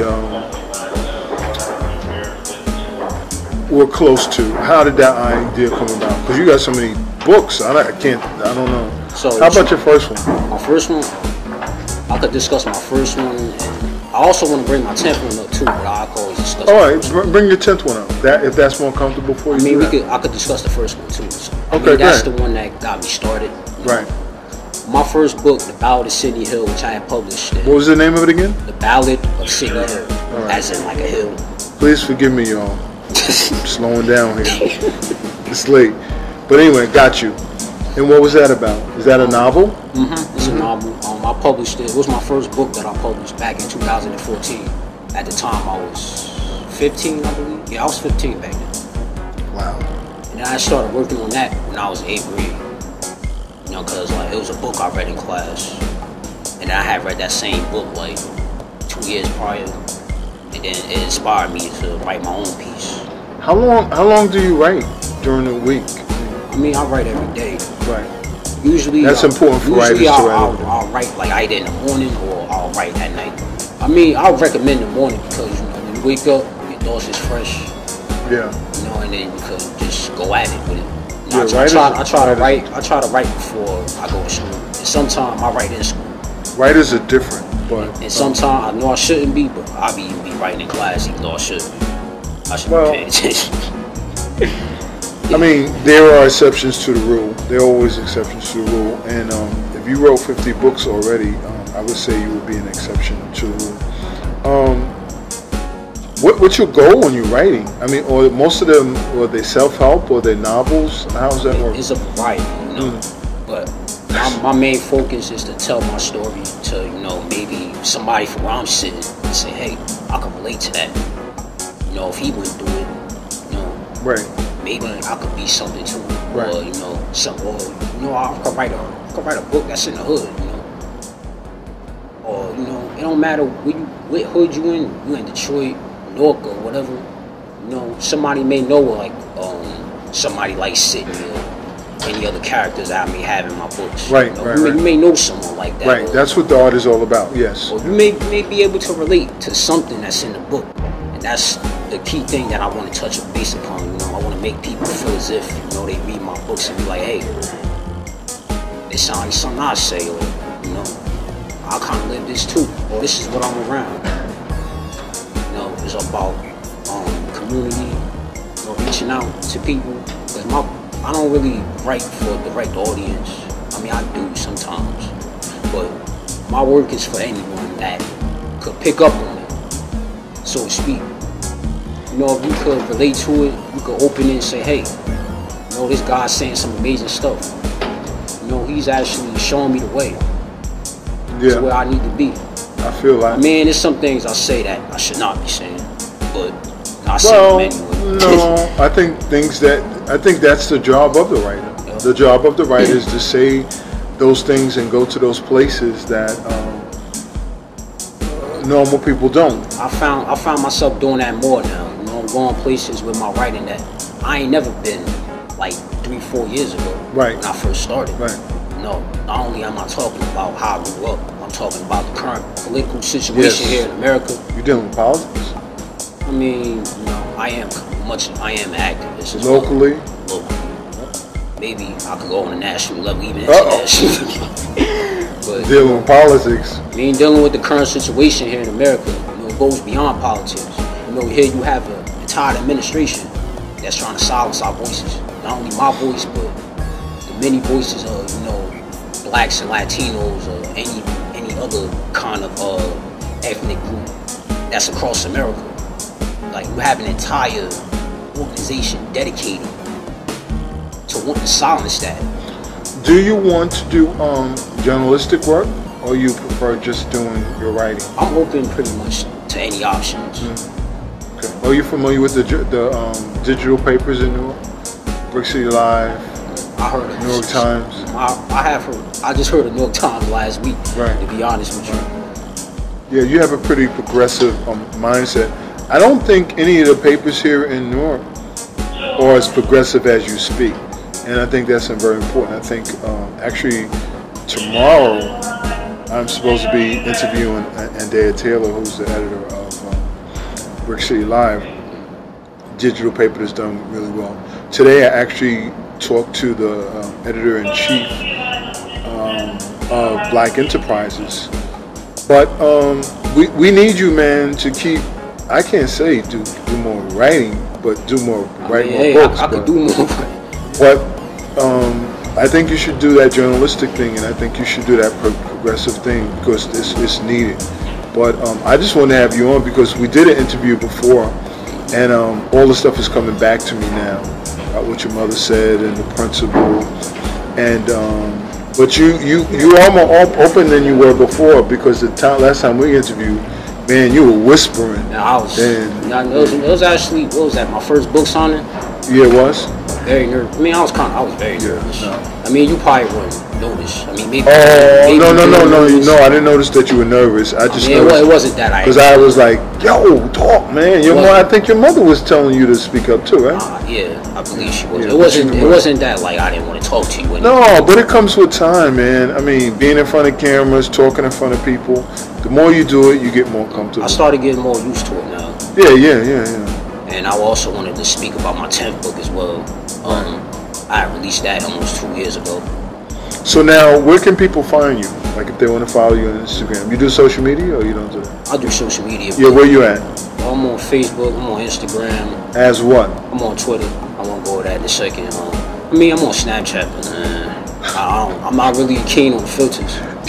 I don't know how I feel about slapping the dog foot on my face. You know? Yeah, I'm with you on that. And what is your what's your tag? I mean, hashtag. No. What's your tag on? Like, if I want to reach you and follow you on Instagram.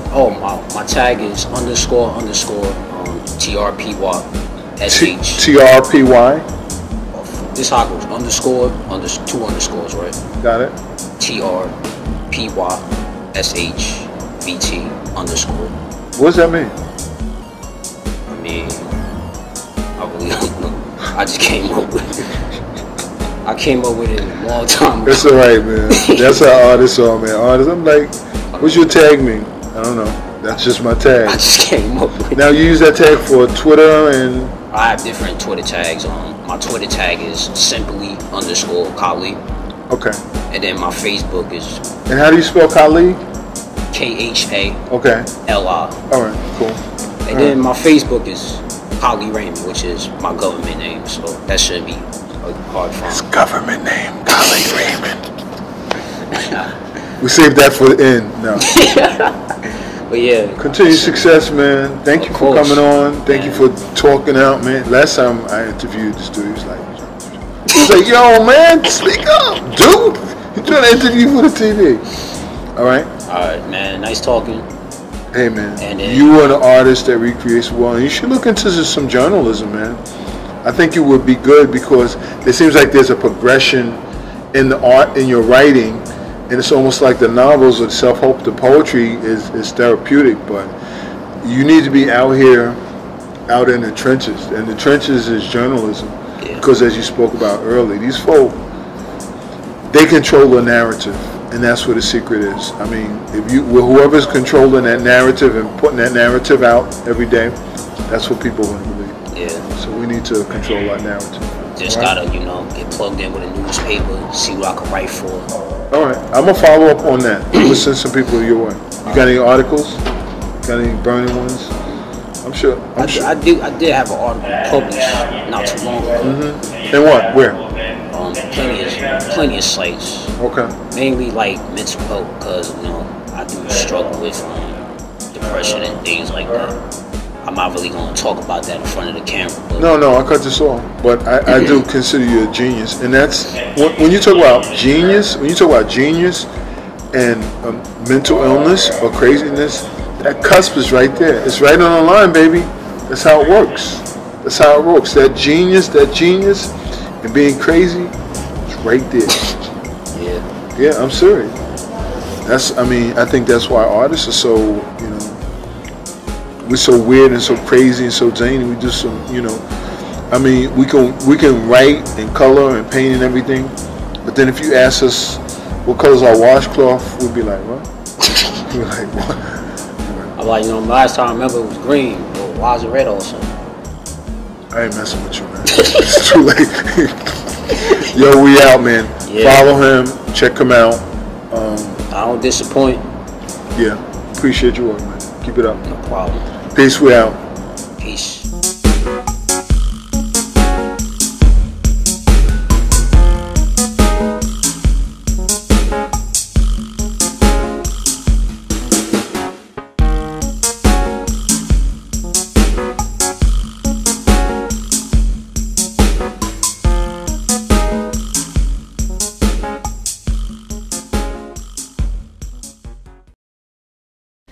The artist recreates the world. My name is Ken Weatherford. Okay, and what kind of art do you do? Mainly I'm a painter. I've also been making some freestanding paintings that are made out of wood, and I'm going to actually be showing some of them here in the window in November. Yeah, okay. With a Pharaoh for actually Market Street. But I've been showing them different places in New York as well. Yeah. So what are you doing here?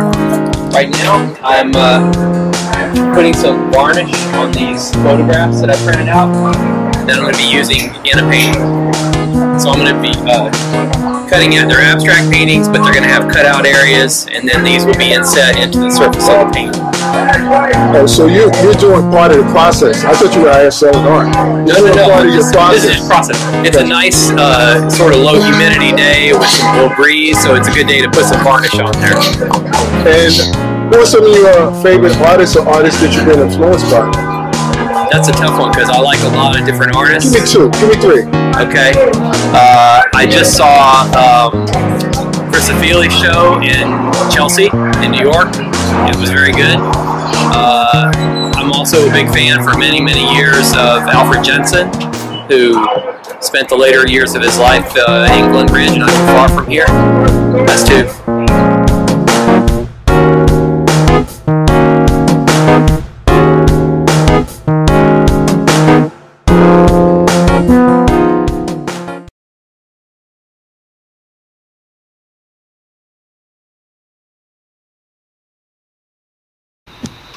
Welcome to The Artist Recreates the World, and with the wonderful Jasmine Mans.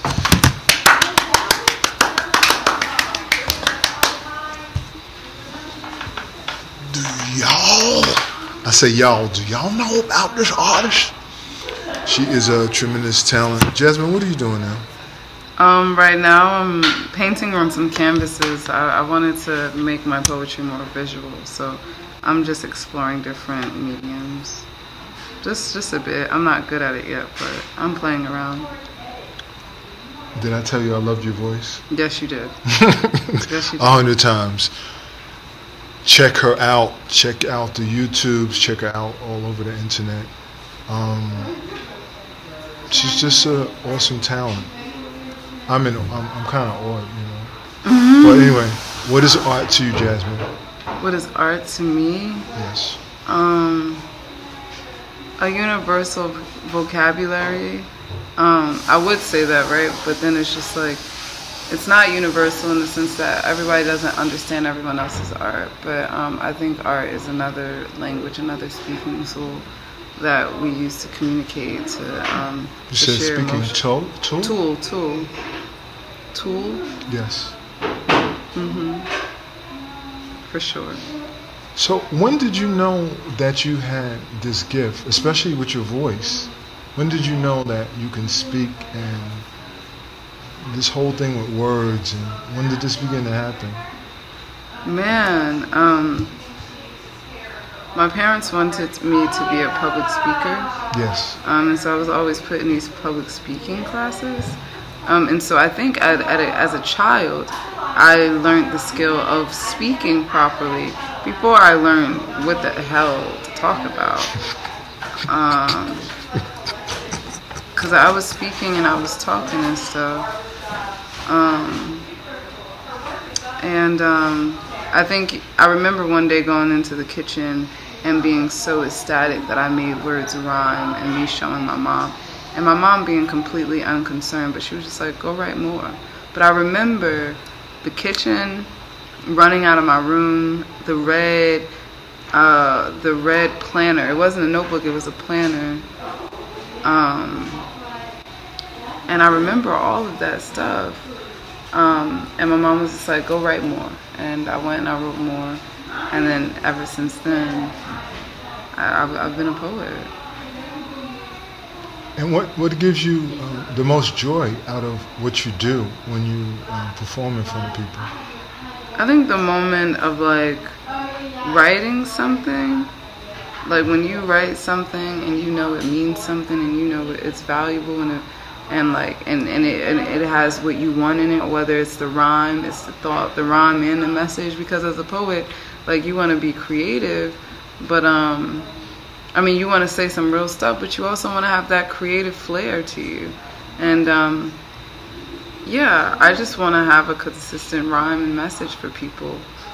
That's what gets me. And then like performing, like it's something free. Like I remember like just itching to get on stage, like being nervous, but then getting to the point where I'm just like, I need to perform. I need to perform. I need to show them what I have. And does the energy from your crowd, does it propel you to do more work, or where does that work come from? Where does your new ideas, where does your new work come from? I have a ton of new ideas. I don't necessarily say that I have new work because I haven't been writing the way I want to write. Wow. That's scary.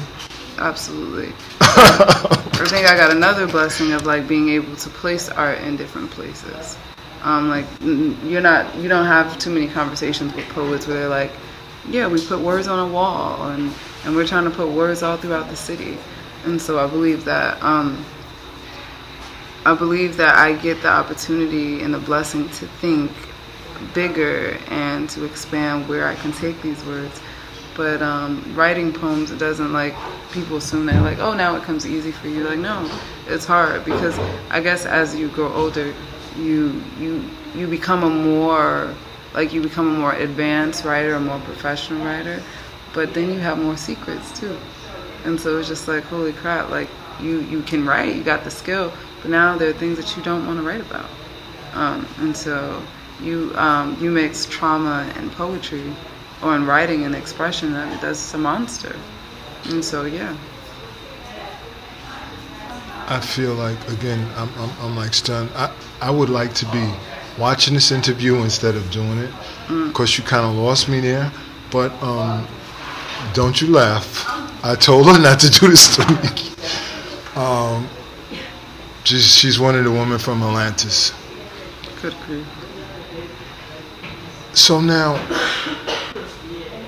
okay, so you're talking about this largeness of words, and you're talking about that placing these words in your mind are larger than just the poetry.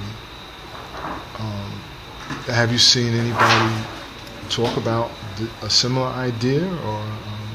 Yeah, like I mean, I'm just learning to follow what I love. Like I love seeing words big. I love seeing words written in light. I love seeing people interact. And I just realized, like, everybody won't buy your poetry book because everybody doesn't read poetry books. But what can you give them? They still deserve you, right? I don't belong to just the poets. I want to belong to everybody. I want everybody to have a piece of this, whether it's just a quote or whether it's the whole book. And some people are just going to take the quote, and I want them to have that too, and think that that is just as important as the book. Because when you see like one piece of work, like this isn't an excerpt, this is the story. And some people want just that story. In closing, what can you tell other artists? How can other artists improve based on your experiences? Being committed, being I always just tell people that it's a love, it's a relationship. It's how do you fall in love again? How, wow. People are reading words. like for me, I was struggling because I felt like I had to write a book. In order to be a good enough poet, I had to follow my peers, because all of my peers my age, they're working on their 3rd, 4th book now. So I'm like, in order to be a good poet, I have to write a book.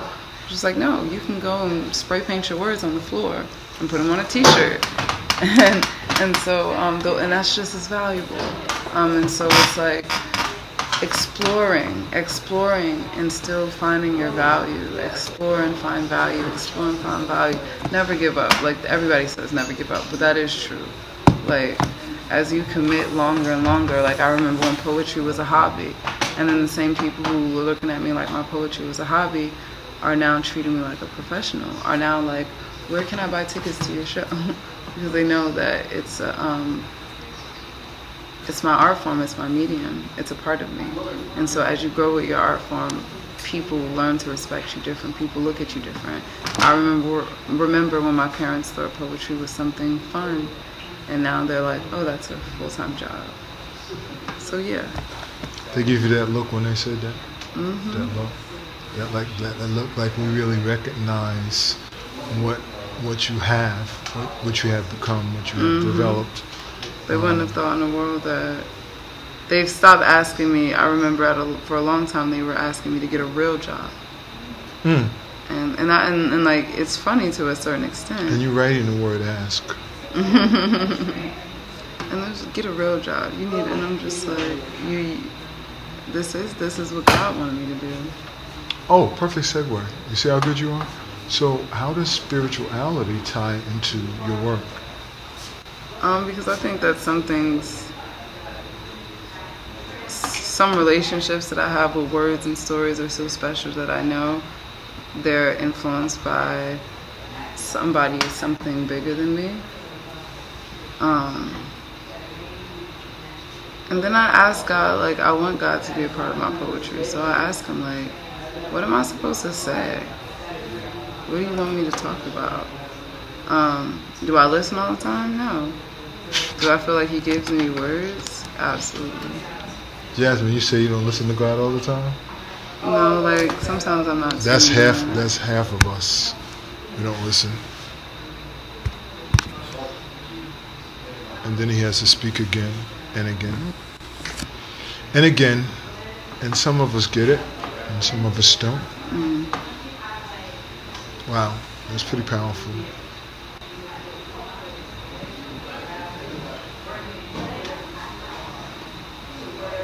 So we're out. Make sure you follow Jasmine Mans. Where can they find you? I'm everywhere. Instagram, Facebook. Under Jasmine Mans? Under Poet Jasmine Mans. Jasmine Mans and Poet Jasmine Mans. But if you try to find me, you'll find me. Cool. Thank you for visiting the art. Artistry creates the world. And we look forward to seeing your words big and all over the place, along with all the other art that God places in your heart and in your intuition. Oh, bless you, and thank you. Peace, we're out.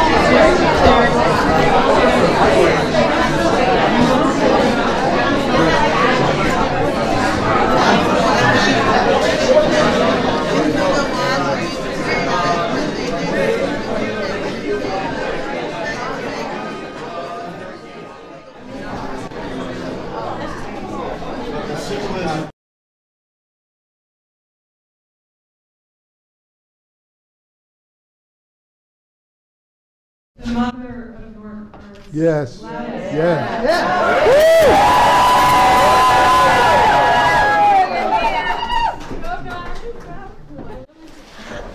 And I just want to thank you so much for everything that you've shown us, whether it's talking about what you can do with the material, or the medium, and also what might be possible in terms of changing the paradigm with who gets shown in this community.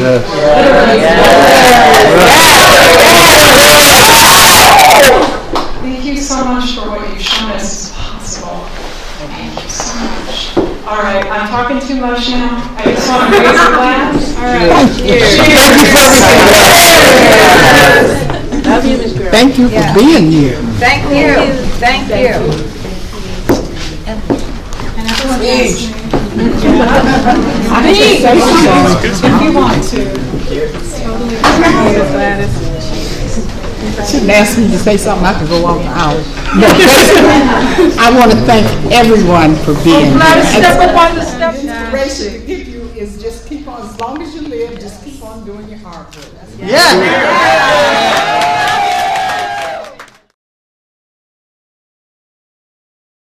Different meditations, yoga and stuff like that. Even if I just skip ahead to the main points, I still try to get a book. But some people have never touched those kind of books. Right. And since you brought me there, we need to talk about as artists and as spiritual people, we need to explore more than one book. Right. Yeah. Oh yeah. More than one book from one particular epic. Because there's a lot of stuff that has happened in the past that we don't understand that relates to our life today. And if we don't have the boldness and step outside of the organized structure that people have given us, we're limited. And you don't want to be limited if you're an artist. Because if you're limited, you're stilted. And people can see, like Matomo used to do that. Don't bring it in here. Don't do it. And no. Right. And it's reflective in the art. Right. You see, it's reflective in your art. And sometimes it takes some of us years and years to develop our art because of our limited belief system. I don't know how we got there, but that's good stuff. Right. No, but I wanted to talk about that too during this interview because, you find art comes from inspiration for me. If I could for me to create art, I had to first have an inspiration. Right. So sometimes it comes to me. Sometimes I have to look for it. So to anybody watching this, y'all probably could agree, or you probably well, that's inspiration back there. Yeah, that's definitely has some inspiration to it. Inspired us to sit here to do this interview right here. But absolutely. But yeah, wow. That's what's up. You gotta change up. You got to read something else. I'm a painter. I graduated with painting from Montclair State a few years ago, and recently I've been bridging into sculpture, working with heavy industrial paper, asphalt infused paper with added wiring, and it's a challenge. It's a learning process. I call it the constructive work because I paint like I usually did, but then I destroy it. I distress and wrinkle the work, and it has this gestural quality. It makes me think of different things through my body, through the kinetic motion of. It makes me think of doing washing by the river, this kind of a thing, or basically punching it, destroying, and some kind of domestic work maybe comes into play with this when I'm working on things. So then I paint, repaint, and at some point I feel it's finished. And this is some of that work. Now, when you talk about domestic work, is this a social activism going on, or is this something from when you were brought up in terms of When you talk about the river, well, how's that? When I was a child, I grew up in Poland. The washing machine was often not working, and so I had to work. I had to wash my own clothes as a teenager, and so this motion of wrinkling things is similar, and it's just, and I'm working usually on the floor. So I was also on my knees, and so this really made me think of how it was done before, and I guess it awoken some memory, gestural memory. Yeah, and I felt connected with other people through the motion. Actually, the series started with this work over there, which I called. It's usually untitled, but I called it On History, and it was made for Open Doors here in Newark, and it was basically the idea of working with a black background, but then adding and subtracting different washes, and I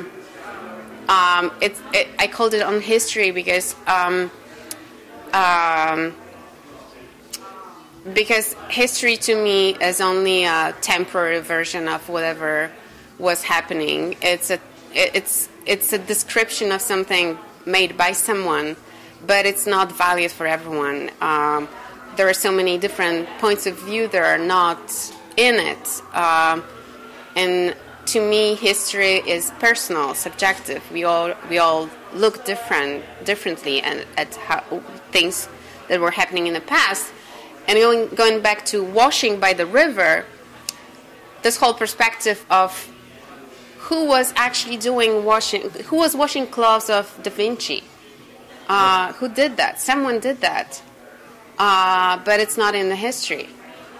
So that's how the series started, and those are some of the thoughts that were accompanying me when I was doing it. The artist recreates the world.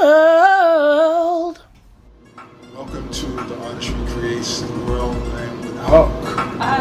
Oh, let me have some of those the products there. So here we go. See, this is some hard work. Any words about this particular piece while you did this? Well, this was one of my first pieces called Black Gold. It came at a time in my life where I was having a lot of inner conflict because I grew up in the church, and around this time is when I was leaving the church when I created this piece. Oh my gosh, it was beautiful in the camera. But yes, this is my baby right here. I take it everywhere. And then this is my computer bag. It's very heavy. No, I got it. Yeah, that's cool. We don't drop computers. Not on this show. We don't drop computers on this show. And her name is Street Fighter Chic. She's based off of my love for video games, and in particular anime, Japanese video games. And I made her a black woman so she would look like people like me, because usually the characters are Japanese. That's hot. Both of those are hot. Thank you. It's a great start. So, Huck, I saw your work on Instagram. I don't remember when I met you before, but I know when I saw those. Let's talk about those circles in your work first. Okay. Yeah, let's talk about the circles. So I always put circles into my work, not just my paintings and my illustrations, but also my photography. Oh, I like that. When I turn, you turn. Yeah. That was not fun. Right. But the circles in my work represent the life cycle, and it also is a remembrance for me that everything comes full circle. So while I might go through struggles now, it is pretty much I'm struggling to get to my higher successes. And it's also a way to encourage me when I feel like I'm never going to get out of these hard times that we as humans go through naturally. So it is a representation of the life cycle. And talk about that, the name that you have on Instagram, the Unicorn Black Unicorn. What is it? Oh, so I call myself an artistic black unicorn, and that's because with unicorns, as we know, they're colorful, they're really vibrant creatures. They're never just one color, and I like to say that represents me because I do a lot of different things, and I hate putting myself into a singular box. Like, I hate saying I'm an artist because I feel like that doesn't cover half of what I do, because I'm not just an artist, I'm a creator. And not only that, I am also like an advocate for body positivity, and I'm a photographer, I'm an editor. I do so much that it would be me limiting myself to say I'm just an artist. And so, on that note, I have to say there is an artist who created a music video or a song, Aziza, the musician, who I recorded some years ago, and she has a video. I can't remember the YouTube video, but in there she talks about in the Dogon tribe, because we get ready to go to religion next. In the Dogon tribe, oh, I love this. This thing gave me goosebumps. In the Dogon tribe, there's no name for artists. The closest name for artists in the Dogon tribe, and I don't know if you know. My followers, if you know the Dogon tribe, the African Dogon tribe, but do research. It's a great find. The closest word for artists is spirit. Oh, that hit me immediately. Wow. Yeah. Okay, so we say that because spirit is so discombobulated, but the power of spirit is what's in our art. It cannot be contained. Right. So then we're gonna go right into our religious systems and how it has confused the heck out of us and tied us up. And I'll start because I know many people know. I was raised in a Pentecostal church, Church of God in Christ. I still can say it. And more recently, I have what they call apostolic succession, where I have succession through the laying on of hands through a bishop that goes back to the Apostle Peter, 67 AD. Okay, so yeah, it's serious. And stay tuned. We'll talk about that another time. But I say all that because we need to talk about our religious systems and why we don't have artists. Why aren't artists represented in the church? Your thoughts, Harvey? Well, for me, get over there. She got a small this camera on that one. Okay. For me to answer this question, I have to kind of go back to my childhood. I was pretty much raised in a Christian household, more particularly Church of Christ. And I don't know how many of you know this, but in the Church of Christ, everything is a sin. And pretty much what Church of Christ is saying is that everyone that's not in the Church of Christ specifically under that title is going to hell. So anybody that's not specifically Church of Christ, and that's whether you're Church of God, Baptist, Pentecostal, this pretty much says anything that's not Church of Christ, you're going to hell immediately just by your name being wrong. So my father was a preacher in the Church of Christ, and he pretty much conditioned me and my younger brother from birth, him and my mom both. And they had us believing a lot of things that I never fully understood. I questioned a lot. You know, if you question anything in religion, you become an enemy kind of to the religion. And then when I became more and more interested in art and got more in depth with it, I noticed the church kind of trying to sabotage my career. It's really ironic because they felt that I couldn't create art unless it was for them.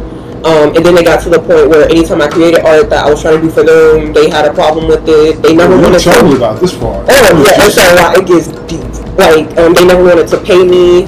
Honestly, my art takes hours, days, months, sometimes years to complete. They never wanted to pay me.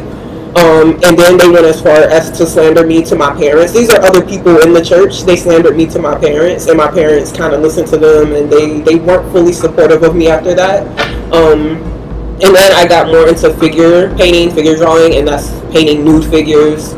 So they called me a sinner after that and said if I didn't stop painting this stuff, I was going to hell. It was a lot of crazy stuff. So around the age of 19, I decided to leave the church. Yes. Bless you, my So at the age of 19, I decided to leave the church. Ironically, around that same time, honestly, my family kind of fell apart. My parents ended up splitting up. My dad left the church. It was a lot of crazy stuff. So I took that as a sign that I made the right decision.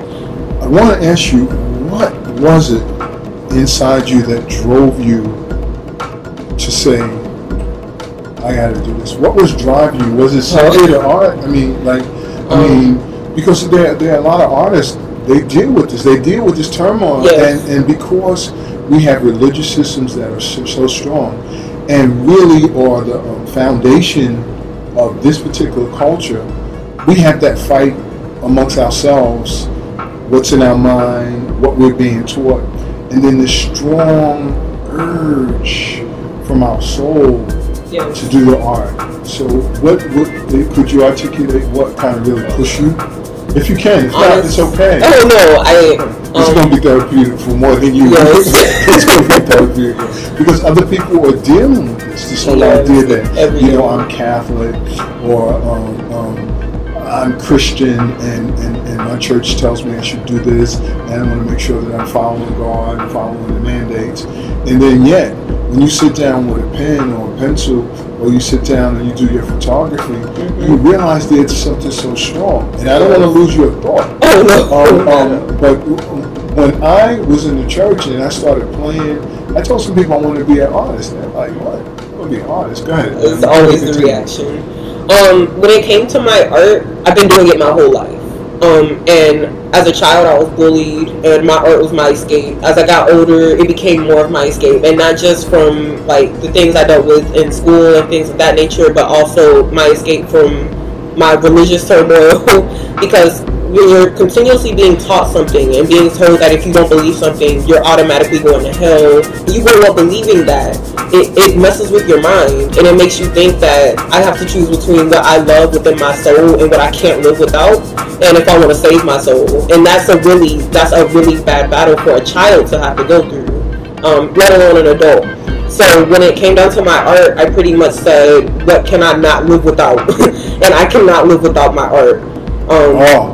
Yeah, hold on. We got to start there. No, just quickly right there. Y'all understand that? Yeah. Can you just say that again? Because what I love about the artists is they always give these truths. Yes. I cannot live without my art. I mean, that's like almost a sacrament. It's like almost a meditation.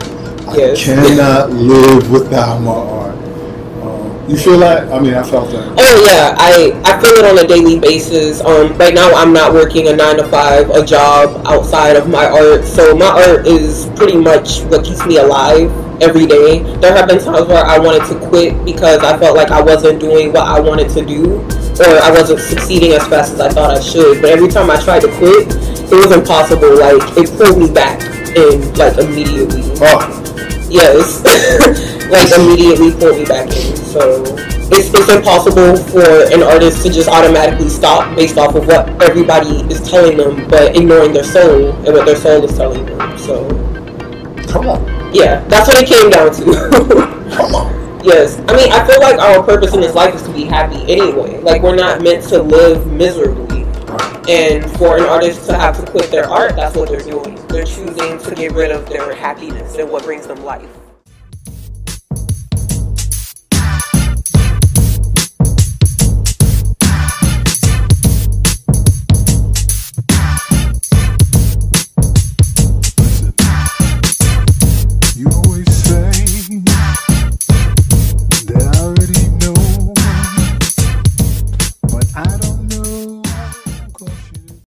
Welcome to the Artist Recreation World.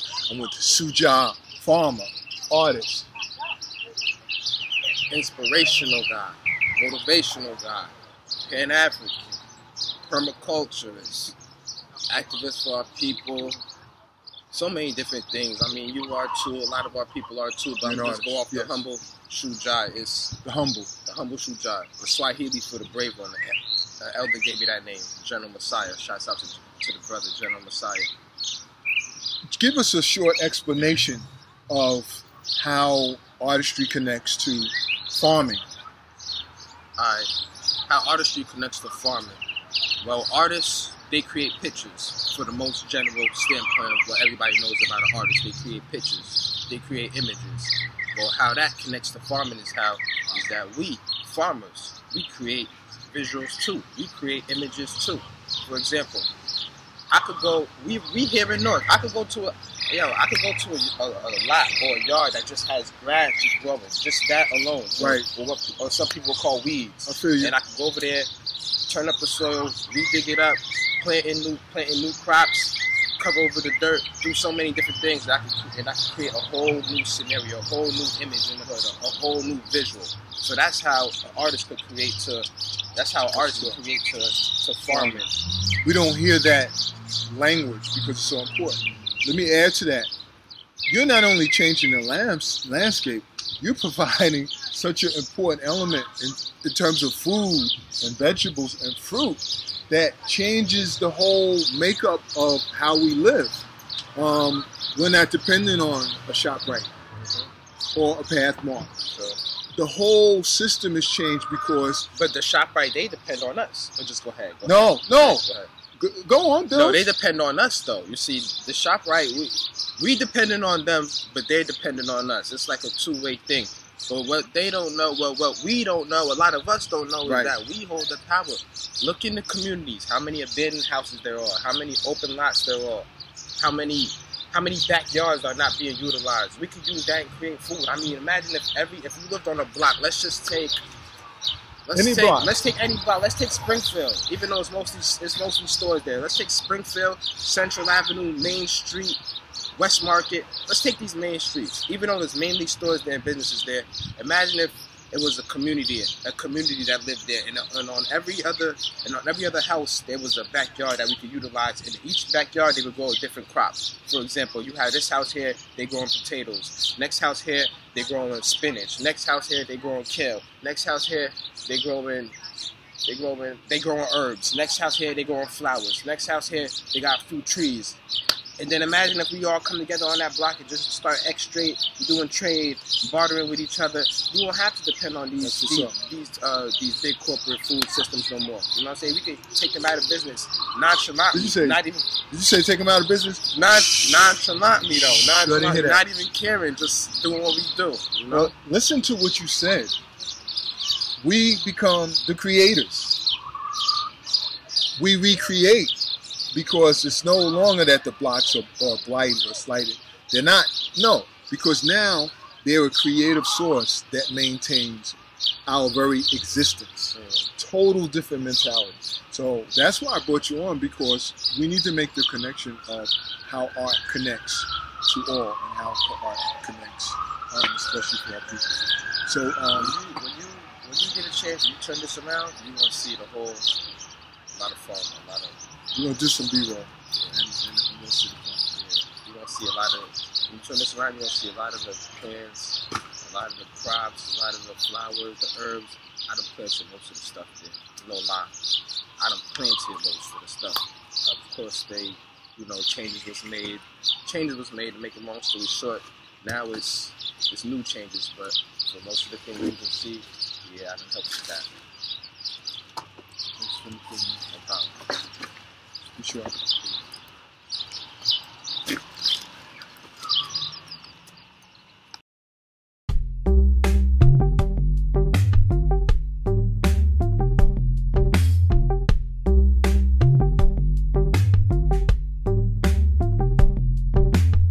My name is Ole. I'm the manager of public programs here at the Newark Museum. And so this is Late Thursdays, which is adult late night at the museum. Every month, the third Thursday of each month from 6 to 9 p.m. we have different themes celebrating our collection and our amazing exhibitions. And so tonight it's all about the bling bling, Art of the Bling, celebrating our jewelry exhibition. And so we have edible jewelry making. We have a Joan Rivers, the Queen of PVC jewelry guided tour. We're going to have burlesque dancers and celebrity impersonators performing to jewelry-themed music. So we really try to have fun departure points from the exhibition so that it's interactive and engaging. So please come out to Newark Museum's late Thursdays, the third Thursday of each month from 6 to 9 p.m. NewarkMuseum.org. Thanks.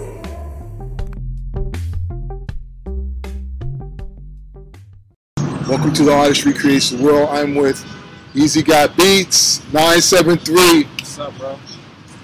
Now, I haven't talked about my music. He come rolling through Military Park. We haven't seen each other for probably a year, right? Yes, how is this song? This song he did a couple of my songs, but Don't Lose Your Confidence. Killing. I don't know when it's going to come out.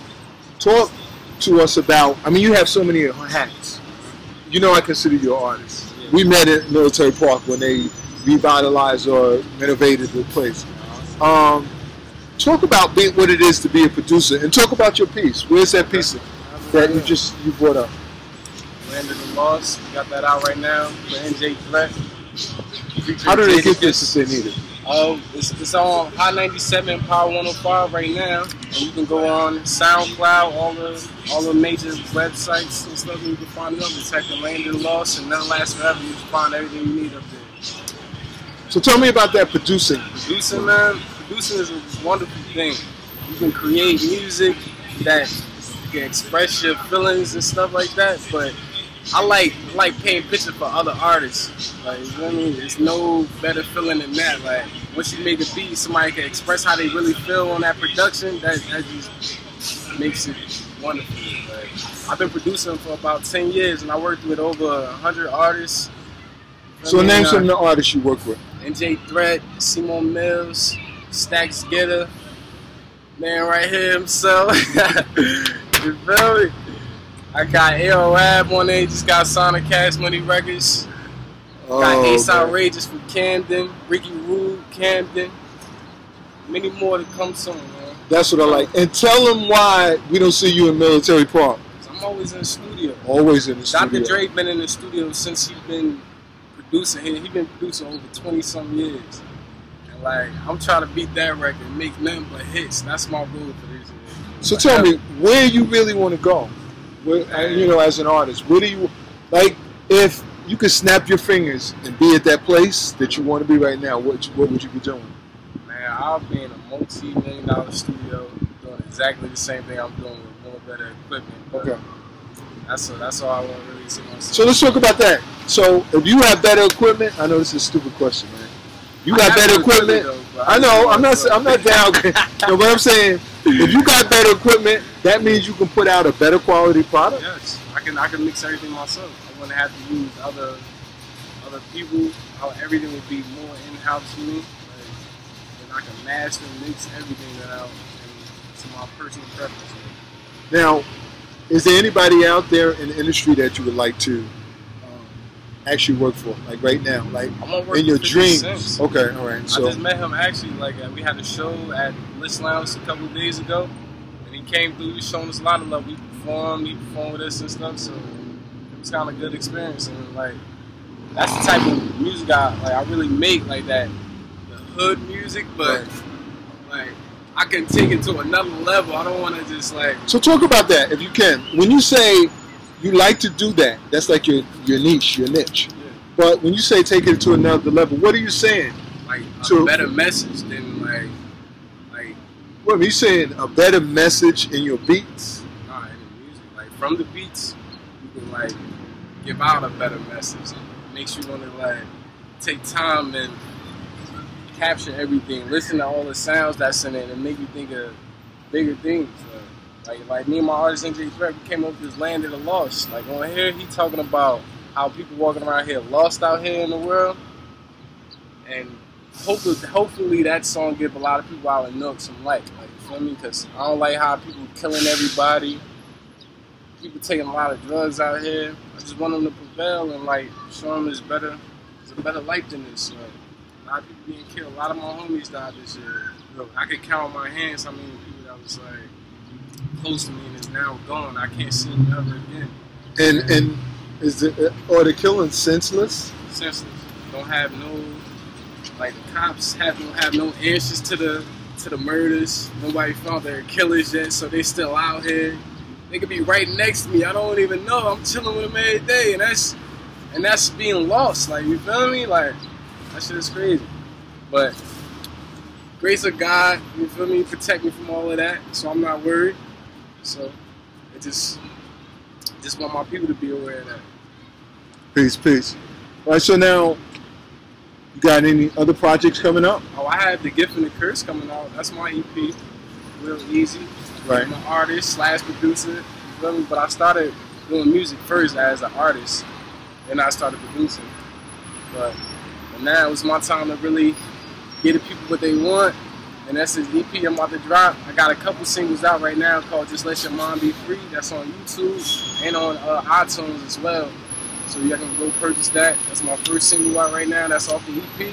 And I got a lot of more singles coming soon. Now I'm gonna check that out myself. See where you're at. That song is amazing. That was the first song off the EP. I freestyled everything that's in that track. Like, didn't write anything down, so it just came from the soul. Like, so no fabrication and none of my music.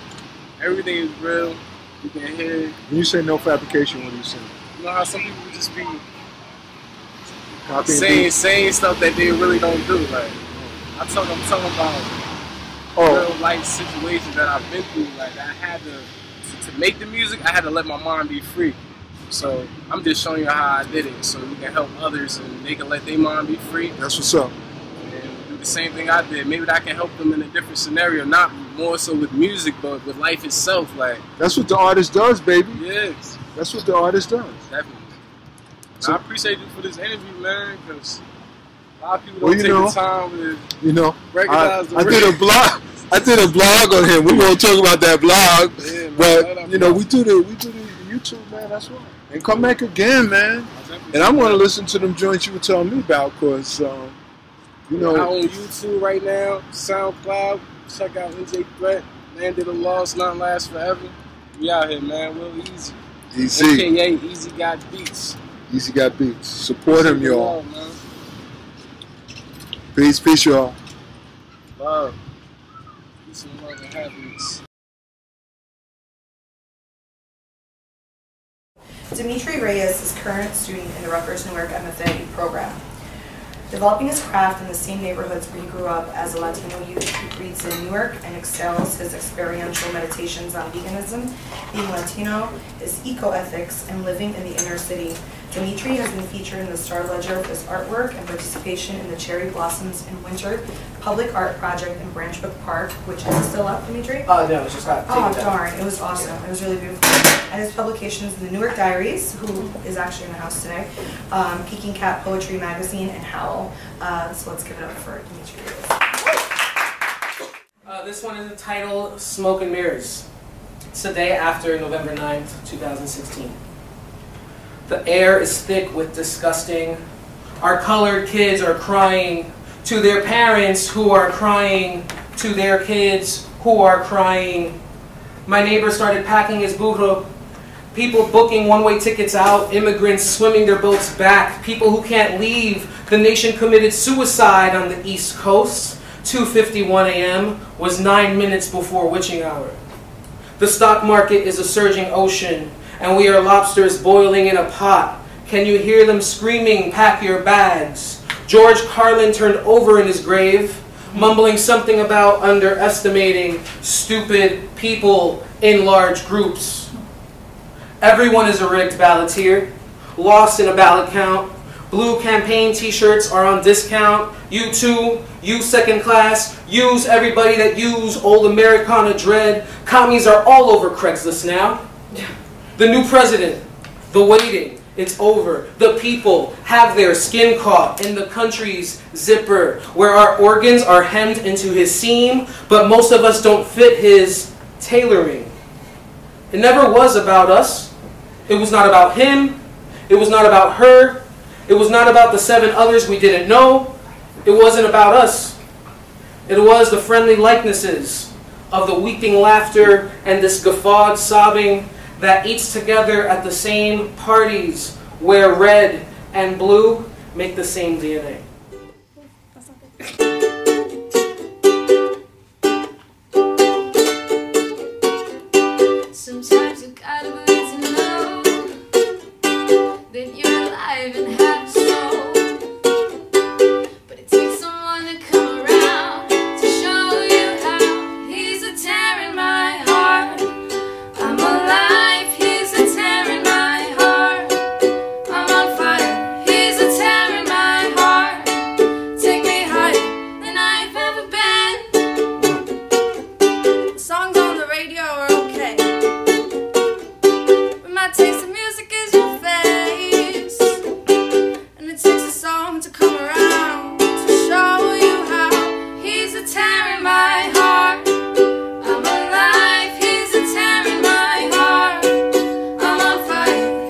tearing my heart.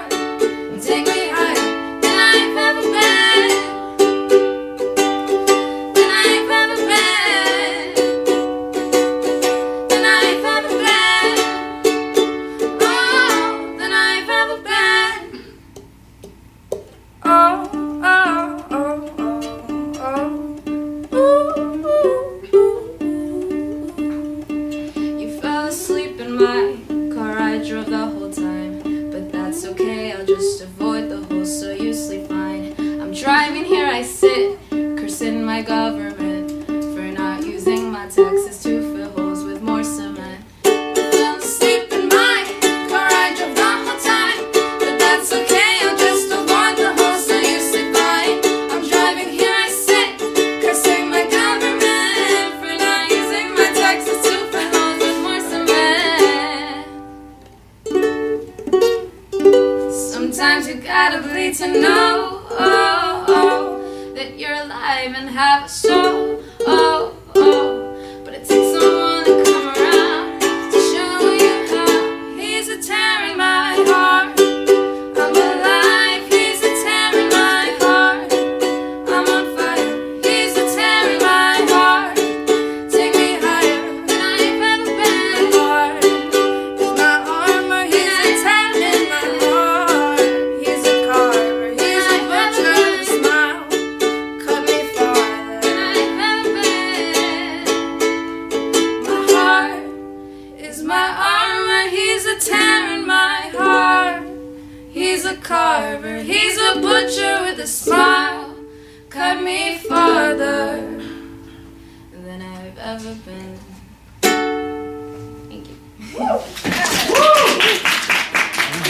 Here we go. Well, we wanted to talk about your New York Diaries.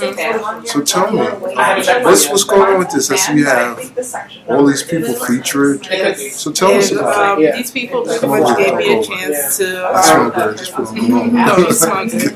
But these people are normal people from Newark, and last year I started this on Twitter, right there. And I just wanted to get to know Newark. So I met all these people, and they were kind enough to contribute their works to the iPhone that I printed. So this is the first issue, and I'm planning to print this every month for the public, just to check out everyone's poetry and to see to see what everyone else is made of. This is a comic that's coming up, a mini comic. Who's the creator of the comic? Well, I am. I'm the writer. I'm the writer, and I worked with someone named Danilo Hendrik. He's right here. He's from Siberia, so he worked from there. And we went back and forth, and he was kind enough to bring my story to life. So this is the main character, Olivia, and she has a strange reunion with her mother. This is Olivia? Yes, right there. Yeah. And hopefully, once it comes out, everyone will like it, or, you know, whatever they think about it. No, I love this. So who does the illustration? Him? He does it. Okay. And you give him the storyline? Yeah, storyboard? Yeah. So Cool. it's just a short thing. I want to do it constantly. So what made you come up with this idea of We Are No Diaries? I wanted to get to know Newark, actually. I wanted to get to know... Get her loose here. Get loose, girl. Okay, I wanted to get to know Newark. Yes. I knew Newark was famous for its poetry. It was famous for its art, its comic industry, and everything else. And I just wanted to find a way Comic industry? Yeah. Really? Yeah, I felt like, Newark Comic Con just happened in 2014 and 2015. And one artist, an African artist, I don't remember his name, but he came up with the comic book Malika the Warrior Princess. And, you know, that really inspired me to get to know more about Newark's literary scene. I also wanted to be a writer and also to join Rutgers MFA program, so I thought this would be a good way for me to just get busy and get myself prepared for that scene. And I'm glad I did, because I met so many people, I met so much talent, and I realized that Newark is much more than what I thought it was. Yeah. This one, this next one has had a lot of titles. It's changed month to month. I started writing it in July when the whole Alton Sterling, Philando Castile thing happened with those shootings, and it was just a really crazy month from July to August. There was recorded like 12 police on POC shootings, and just as the months went on, this thing just kept evolving. So now it's called From July to August, but I'm pretty sure by next month it'd probably be called something else.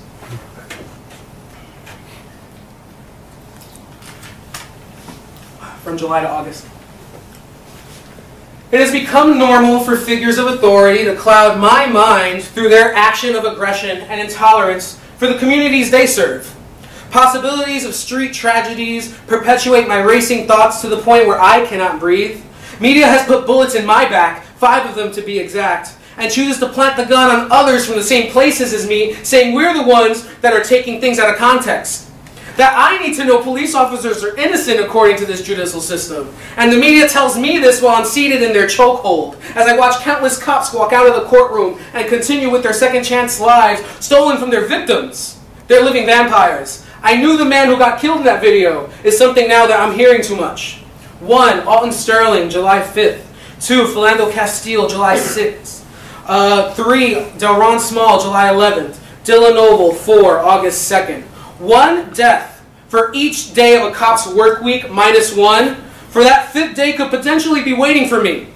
532 people killed within 6 months of 2016, and it's rising. If a cop notions that there is something that I am hiding, I fear the barrel of the gun could potentially meet me, cold steel waiting to be heated, glimmering against the badge pinned to the blue uniform that shakes the blue steel and aims to see my unoxygenated blue blood turn red on the trigger's release. I can see it now. Bullets emblazoned with my real name.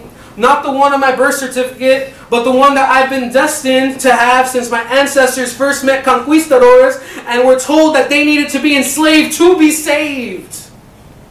This real name that makes me a suspected criminal worth investigating, whether I'm driving a car that's considered a hoopty or a luxury vehicle, the same name that makes me a threat to authority because many of my people hit rock bottom making the wrong choices based on the neighborhood, cultural developments by uniform sovereignty, my elusive name that communicates subhumanity, a person without humanity that grants my historically unworthy a testimonial, a fair trial at my own funeral, my name engraved in authorities. Lead is another person of color, a phrase overused as a way to safely describe systematic expression for racism, now associates me with the target resting on my shoulders of a hollowed body with a rhetoric of stereotypic assumptions about my education, my associates, activities, and what I'm reaching for in my glove compartment.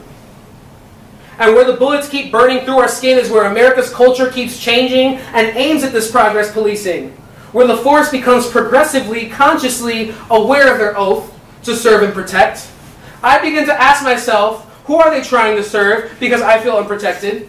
In recent cases where trigger-happy cops issue more apologies than tickets, and commissioners condemn more officers as rogue outliers, to have taken the pledge, the unofficial hood manifesto of I'm not living, I'm also trying to be surviving, a militarized police presence where every routine stop of a colored face warrants a chance for transgression, so they draw their Glock before their badge, pointing it and then claiming that they were threatened.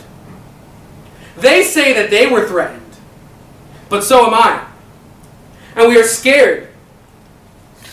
We are scared because I've grown to believe that nothing is more dangerous than an individual with a book in their hand.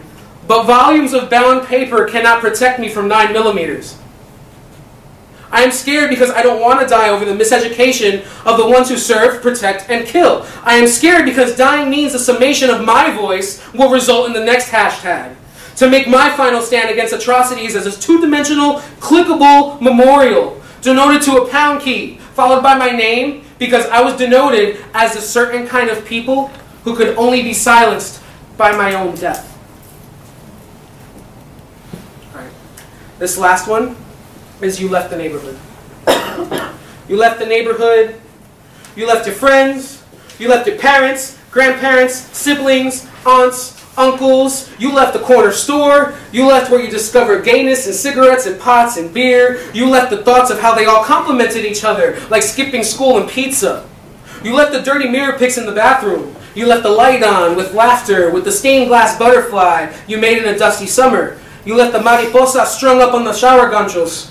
You left memories of robbery that taught you what trust meant, what it felt like to have trust taken from you. You left driveways where you'd ride scooters, friends in circles taking turns to see who'd catch who. But the real catch, there would be no one to chase unless someone left first.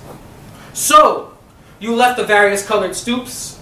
You left the side of the house that led you to church, that showed you faith in anything. You left the other side that showed you the street, that showed you that cutting of cement skateboard wheels caught in cracks, the rock salt that split your knees. You left the pork chops and potatoes. You left learning 1-inch rakes were not for show, that they broke pebbles and cultivated dead flowers called addicts. You left our saturated memories. Remember that time where we were about to beat up Pedro's drunk dad? Or when dopehead Eddie went luging down the hill with your skateboard? Remember when he never brought it back? Oh man, that guy was a mess. Remember when I was high and fell off the roof running from the cops? We always laughed about my hospital with the prison transfer. Remember how we weren't allowed upstairs at night? How everything smelled like burnt plastic and they blamed it on the cheap incense? Remember that one of us finally made money on the streets and everyone helped spend my money except you because you left the blood on the walls.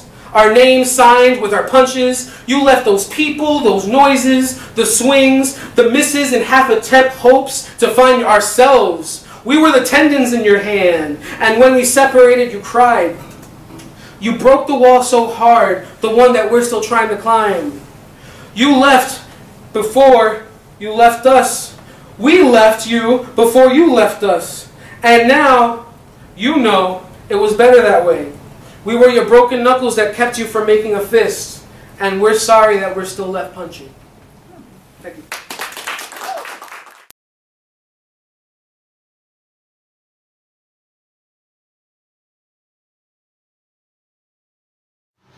Welcome to The Artist Recreates the World. I'm with Brian Gonzalez. What's up, Brian? What's up, YouTube?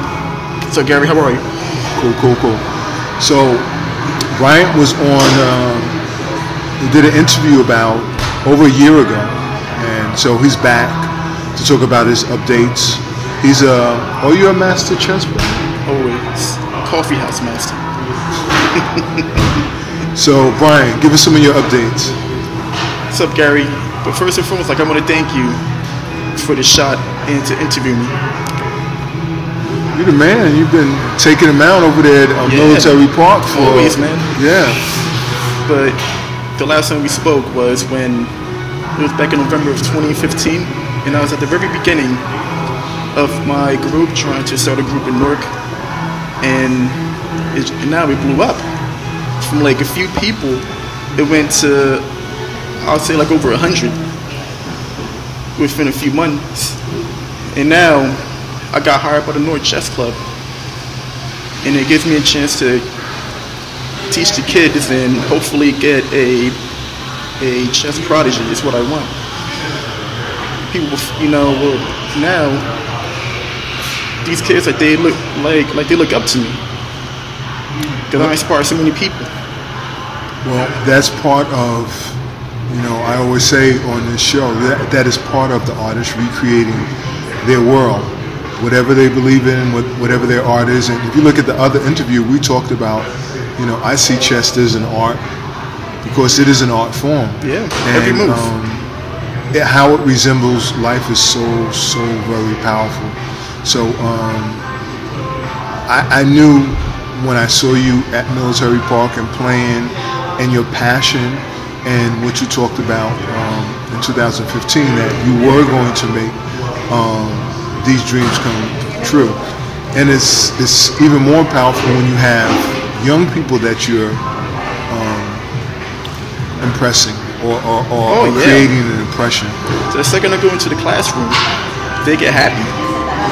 It's like now I actually show them more than chess.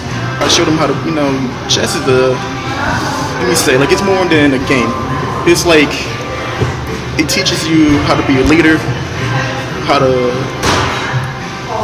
perform while you're under pressure, and what's that word?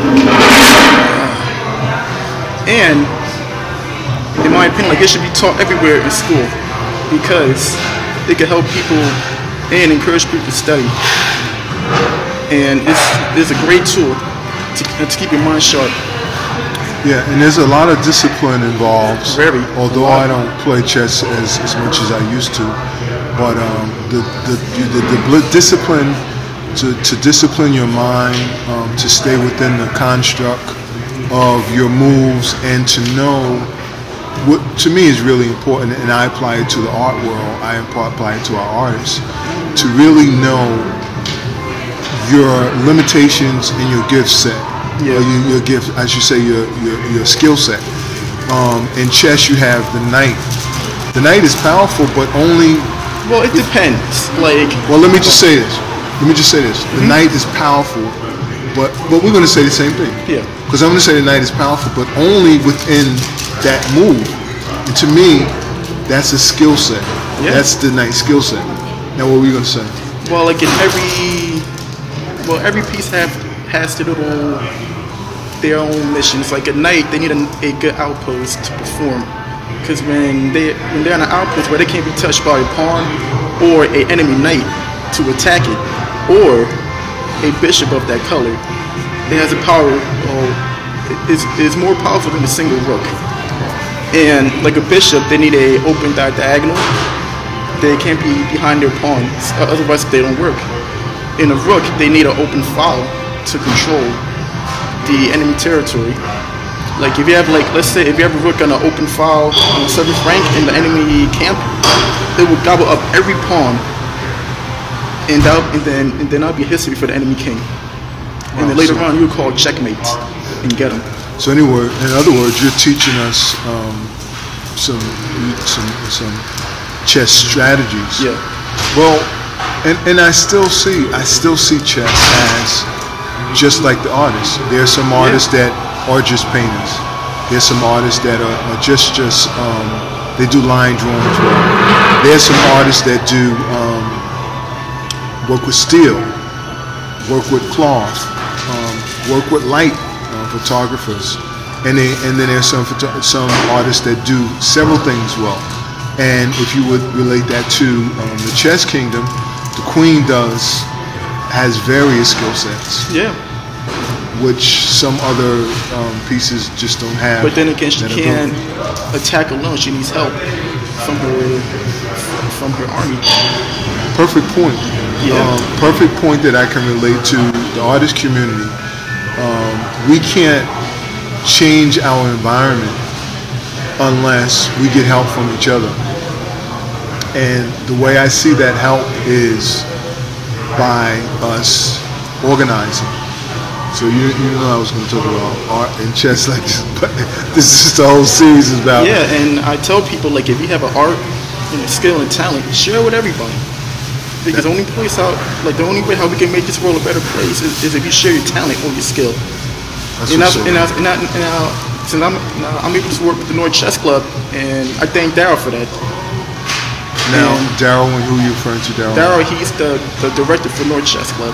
I met him at a tournament in Rutgers this year in June, and I walked in out of nowhere, and we started talking, and I was ready to play chess. Like, I had my bag with me, everything else, but then, we started talking, we kicked it cool, then we changed numbers, and from there on, like, I went there, I set the whole stadium up. I put each table, each chess mat on the table, I set the whole thing up. And I did it for free, because I love the game. And later on that day, he asked me, like, do you teach? I'm like, yeah. I even have a club on meetup.com. And I'm talking about meetup.com, because you're leading me to, that was my next question. Yeah. Where can people reach you to learn more about They can reach me on meetup.com. My name on meetup.com is The Chess Guy.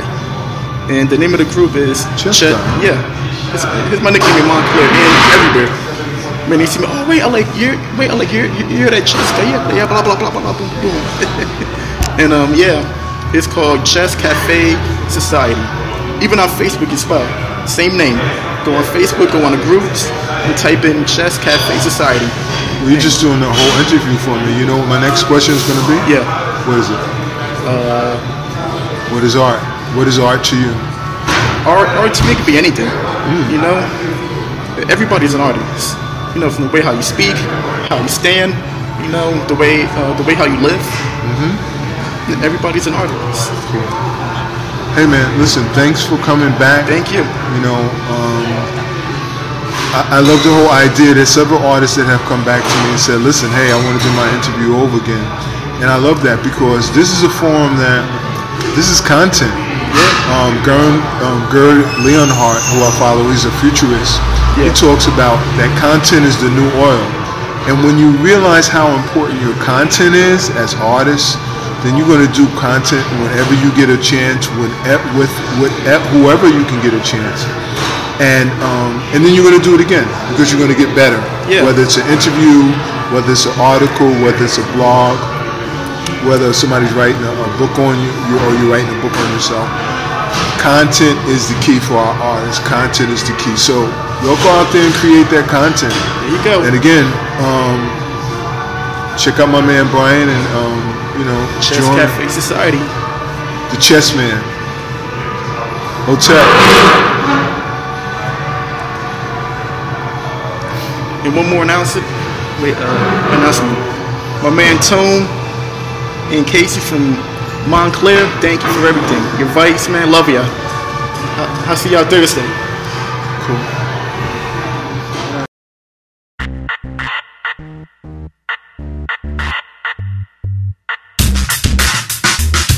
Never claim being a starving artist because that means that you're claiming that you're struggling, right? I never claimed that because I'm not struggling. I might not like the fact that this journey is a little rough, but I welcome the struggle and I welcome the roughness because that's a part of the game, right? And so again, I never say that I'm a starving artist because I'm not starving because I'm too much for that. I go by Sourboy this week. Just to recap it tonight, Malik Whitaker's artwork is really dope, man. It's my first time at an event like this. It's just really dope. Like, I didn't even know artists did stuff like that for the city.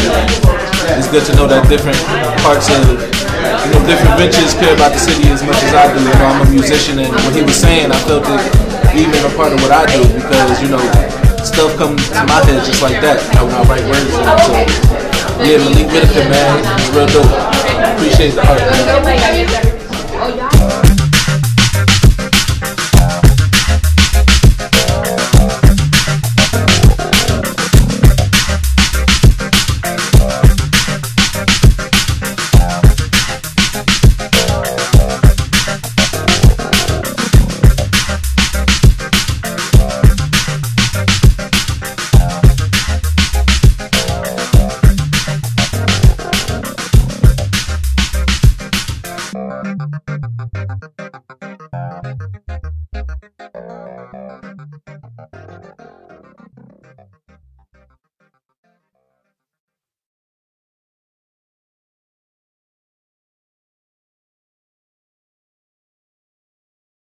Welcome to the Artistry Creates the World. I am with the Queen of Media, Madison J. Oh, watch yourself, watch yourself.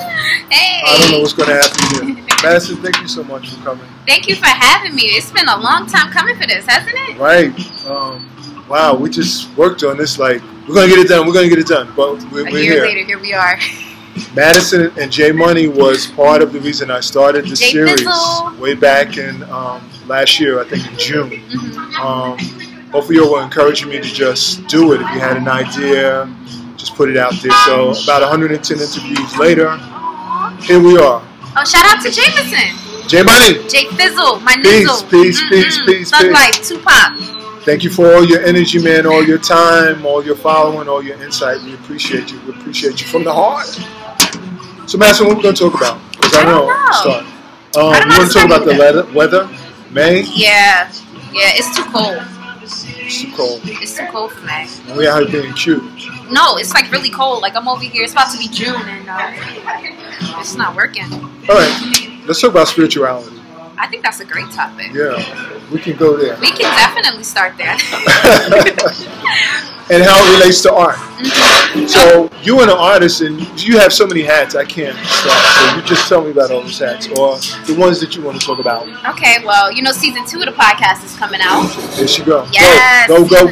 Season 2 is coming out very soon, guys. We are not releasing a date because we want to surprise you all, but season 2 is coming out. My first interview was Swiss Beats. Amazing man, talent, information that he's giving. what else am I doing right now? I'm digital producing for IHOP and McDonald's. They're both my clients. Chemo Bentley Cosmetics, digital producer for that. I also represent the city of Jersey City, New Jersey. Reconstructing youth development programs there.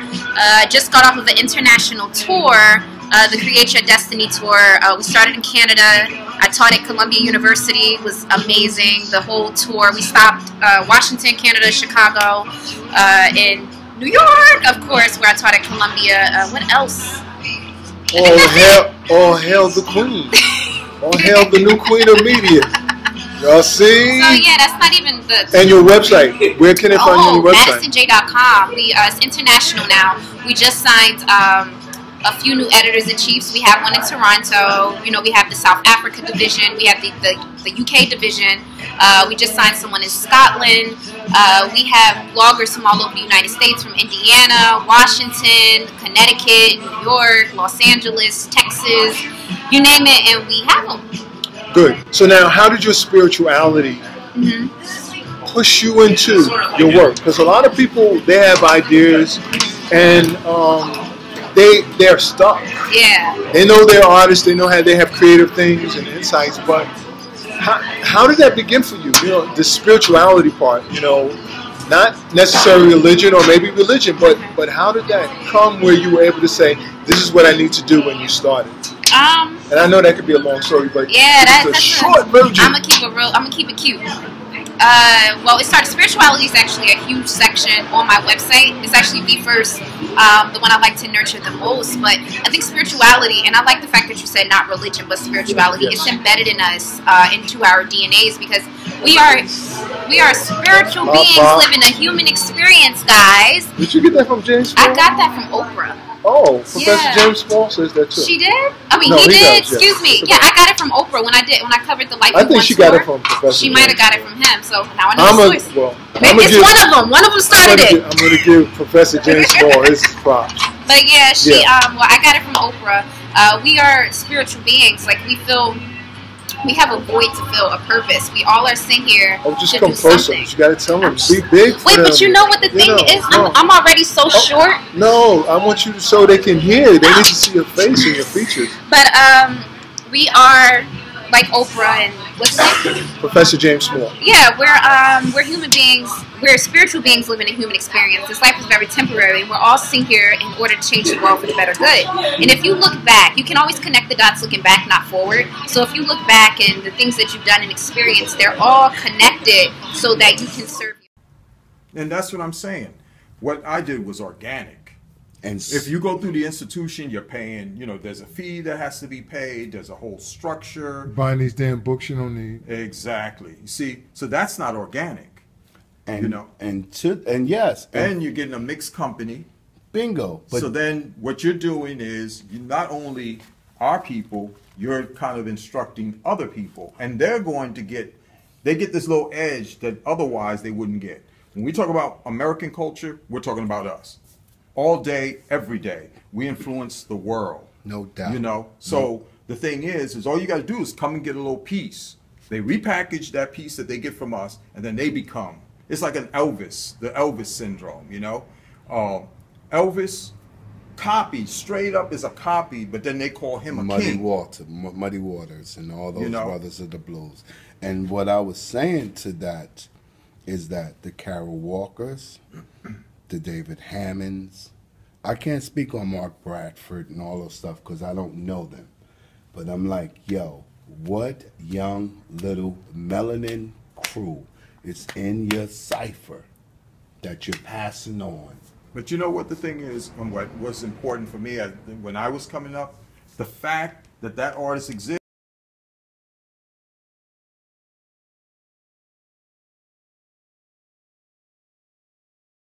Good evening, everyone. My name is Katie. I'm the program coordinator here in Military Park. I'm pleased to welcome you to another night of Arts Network Night. We're here every Monday at about 6 o'clock, hearing from different artists each week about their background, the kind of art they create, and how they're a part of the fabric here in Newark. So tonight we have 3 great speakers lined up for you. I'm going to open with Malik Whitaker. Malik is a longtime partner of Military Park. Malik does adult and children's watercolor painting classes here for us. You can find Malik literally anywhere and everywhere in the city doing artwork at schools, camps, with adults, with kids. So Malik is all over the art scene and always volunteering his time when he doesn't have that much of it. So without further ado, Malik Whitaker, everyone. Hi, everybody.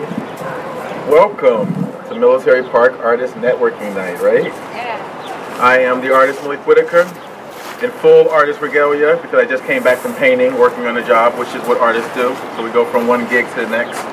I don't even know where to start. Talking about myself is always fun and interesting because I never know what to talk about. So let's talk about Malik as if he's not here, right? So Malik Whitaker is this guy that decided to delve into the art world about, I don't know, 6, 7 years ago. Maybe even up to 10, because I lose track sometimes. A year or two go by, you never really know what's going on. And he decided to delve into the art world because he's always been an artist and been drawing ever since he was knee-high to a grasshopper, as my grandmother would say. But I didn't know what to do with that because I was like the only artist in my family that could draw and paint and all that good stuff. And so there was really no direction until I got older. And I took myself in my own direction, trying to figure out what that meant to be an artist. And how the heck can you make some money and make a living without putting that word starving in front of your name, right? Because who wants to enter into the world of arts as a starving artist? So I never really considered myself that type of artist. But what I really had a passion for, and I guess that's what most artists go for, is what they enjoy, right? That's what they tell you to do, is my city of Newark, because I felt like it's always been underrated and undergraded and undervalued and all the unders you can think of in many ways, right? And especially the people that live here and that come here, that work here, the people that were born here, so to speak, and grew up here. There's a whole voice and a whole nation of us who just never get recognized because there's that shadow of negativity that's looming over our heads from such negative press that people get and hear constantly. There's an echo. Hear constantly through the media because of crime and violence. But that happens everywhere. So why does Newark always kind of get that bad rap? So my art, I wanted it to reflect the positivity that I know and I've experienced growing up here. You know, sometimes you got to go digging for a diamond. Diamonds don't just lay around. If that was the case, we would all have them, right? So sometimes you have to go digging for your diamonds. And so I felt like there wasn't enough digging going on in the city, and there wasn't enough reason for people to dig because the overall view of it was just kind of, you know? And so my art was kind of birthed out of that. And so what I'm well known for, so to speak, is my Brick City project, where I paint scenes of Newark on bricks. And I love telling this over and over again because it never gets old. But I always wanted to figure out how I can display Newark in a non-traditional art form. Meaning I didn't want to paint on a canvas, I didn't want to paint on paper or draw on paper because I felt like that wouldn't capture the attention of the people, so to speak, enough for me. And so I swear to you, it took me a good 2 years, and I counted, for me to figure out what I was going to do. And I didn't even figure it out. It kind of like landed in my lap. But I lived downtown Newark this time period, and I was walking down the street, and there was this building that wasn't abandoned, but some of the bricks were kind of like falling out of the building. And so me being just that 10-year-old boy still, I always just pick up random stuff on the street, right? So I happened to walk by this building 1,000 times, but this particular day I walked by and I saw a brick laying on the ground. I picked it up and I brushed it off, and I said to myself, oh, this will make a good canvas. And as soon as I said it, it was like the light bulb literally went off in my head, and it was like Brick City, Newark, that was it. And so I went home, I took that brick home and did some paintings of Newark on the brick, and then showed it to some people just because I was experimenting. And then the attention and the encouragement I got from that was a little bit more than I expected, because you don't really know, when you have something that's a good idea until you kind of bounce it off of people. And so I did, and it's just kind of taken off from there in a good way. And so again, I forged most of my art and my passion for art by highlighting the people, places, and things that get very little attention because people just assume they know what the situation is, right? And so again, I focus my art on my community, educating young people, not necessarily young people, but other artists who have talent but might not necessarily know what to do with that talent. Because there's so many talented people in every aspect of art, singing, dancing, writing, you name it, that are out there that never have a voice, so to speak, because they don't know how to find it. And, you know, it takes a village, so to speak. And so, you know, only a duck can, what's that phrase, a duck can teach another duck how to walk or whatever that is. Well, so another artist, it's only another person that can kind of instill and cultivate that talent in another young artist. And so that's kind of what my thing is, especially for the inner city youth and children of color that don't have the resources and opportunities and whose parents might not even know resources and opportunities. And so I try to make myself very visible for that sake. And so again, that's how I kind of connected with the military park and Katie, and just volunteering my time to come out to the park and do art with people. Because again, that was always something I saw growing up, but only in New York, right? That was something far away in a fairy tale land. And I always wondered why there was never a place that people can go and just kind of do art with a group of people in Newark, right? Being that Newark is the third oldest city in the country, and also the largest city in New Jersey, so it's kind of weird that these things didn't happen. And so again, that's kind of where my passion was, again, instilling art and educating people who just didn't have that resource. And then that led me into actually working with artists who have disabilities. And so I work largely with artists now currently who have disabilities. And so physical or mental disabilities, there's so many artists that kind of get overlooked or just forgotten about, because you know, you look at a person and you see a disability first and you don't necessarily see an artist or a person for that matter. And so I've been doing that for a couple of years now, and I love it. I actually got a new student today, and he's like the most unique person. That's another reason why I love people who have unique characters that we call disabilities, right?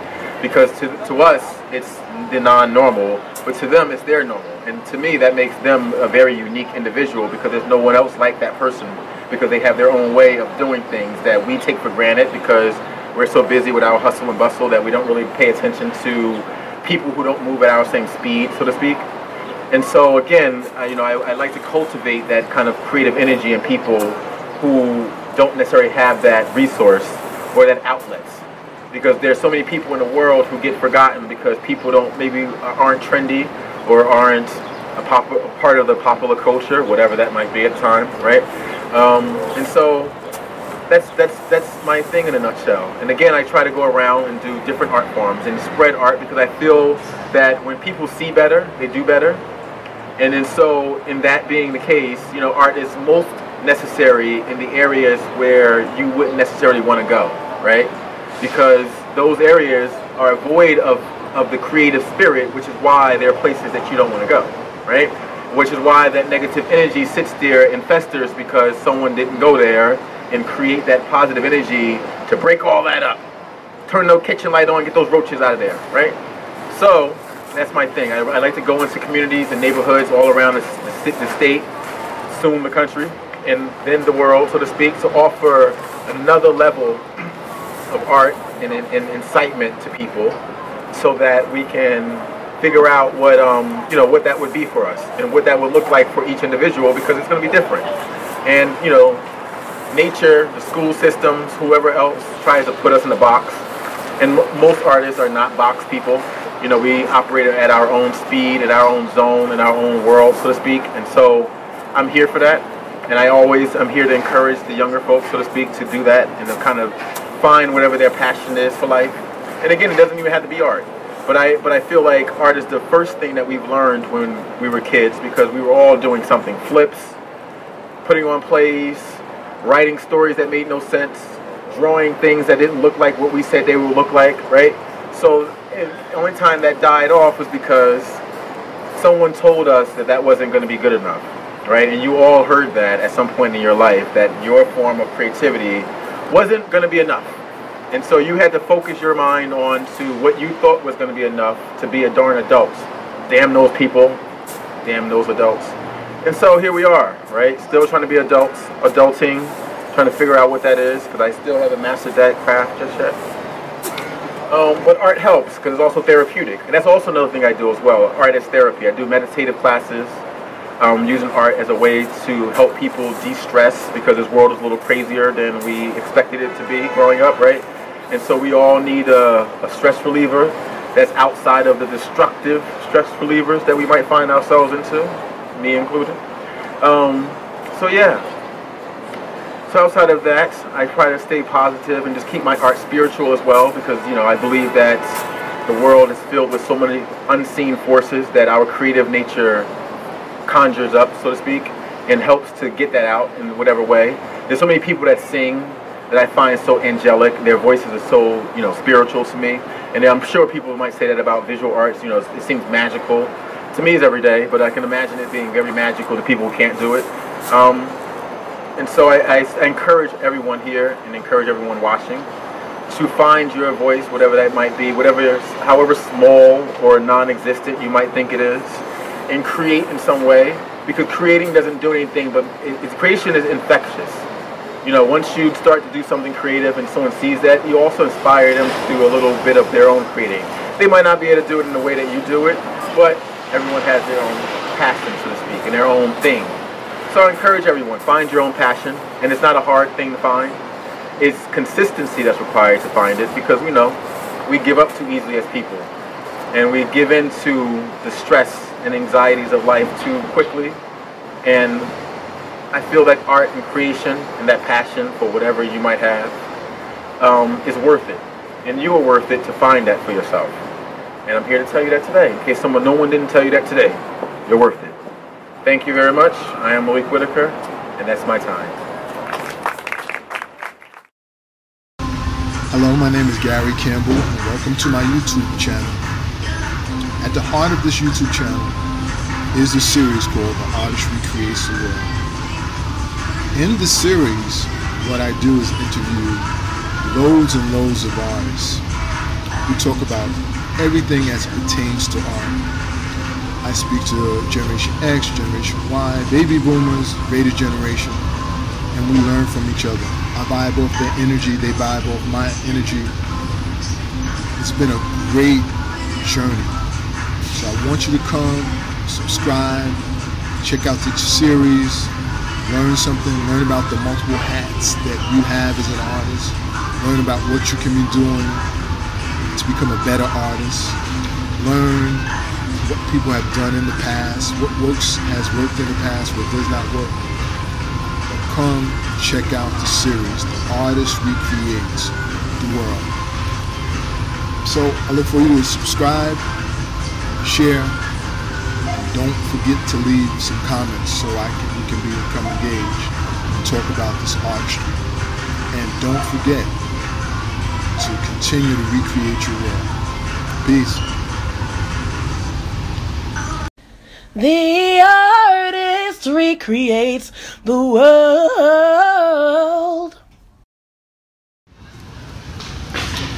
Welcome to The Artist Recreates the World. I am with Hannah Campbell. What's up, Hannah? Give me some, give me some. So, you an artist, or you just come visit New York today? What is this? Are you on my show? Oh, you just came to New York? New Jersey too?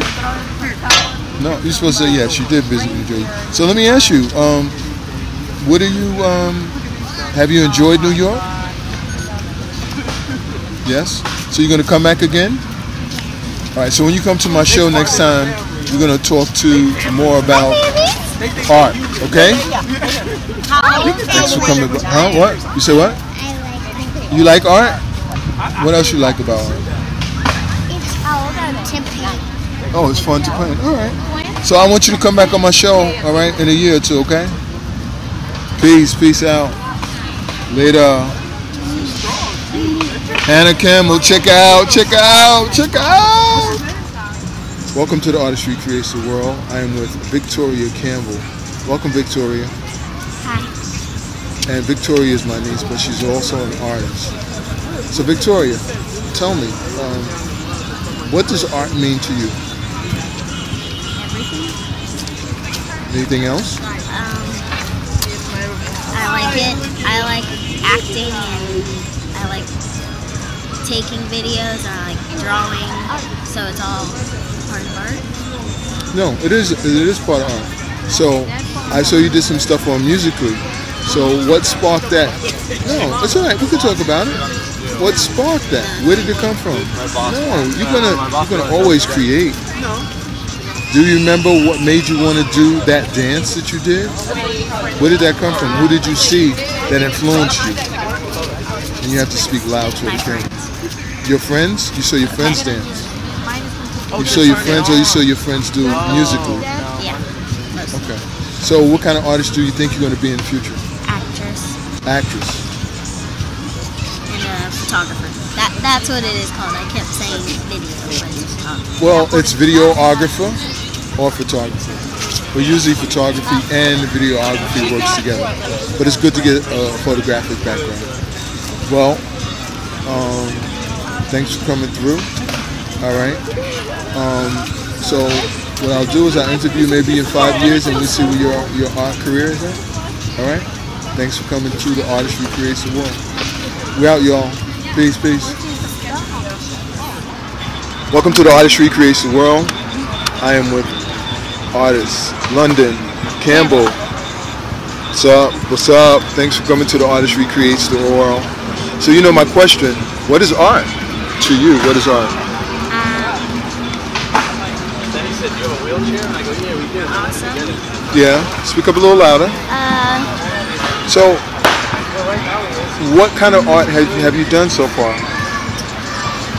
I like any type of art. Speak up. You gotta speak up so we can see you. As long as it's not like scribbled. Oh, so it sounds like you don't like abstract art. Oh, okay. So, what kind of artistry do you want to? What kind of artist do you want to be in the future? Do you like painting? Do you like visual art? Do you like to be a I like acting. Oh, so you want to be an actor too? Actress. So why would you like to be an actress? Is there any particular reason? No. What I wanted to do was go ahead. Hold on a second. I'm doing an interview with. I want to be famous, and I just really like acting and being creative. Okay. Cool. All right, so what we'll do a follow-up interview maybe in 2-3 years and see where you are artistically. All right? Okay. All right, thanks for coming on. Yes. All right, we're out. Look out for, where you going? Don't leave don't leave the interview. Okay. Look out for London Campbell. Peace. We're out. Welcome to the Artist Recreates the World.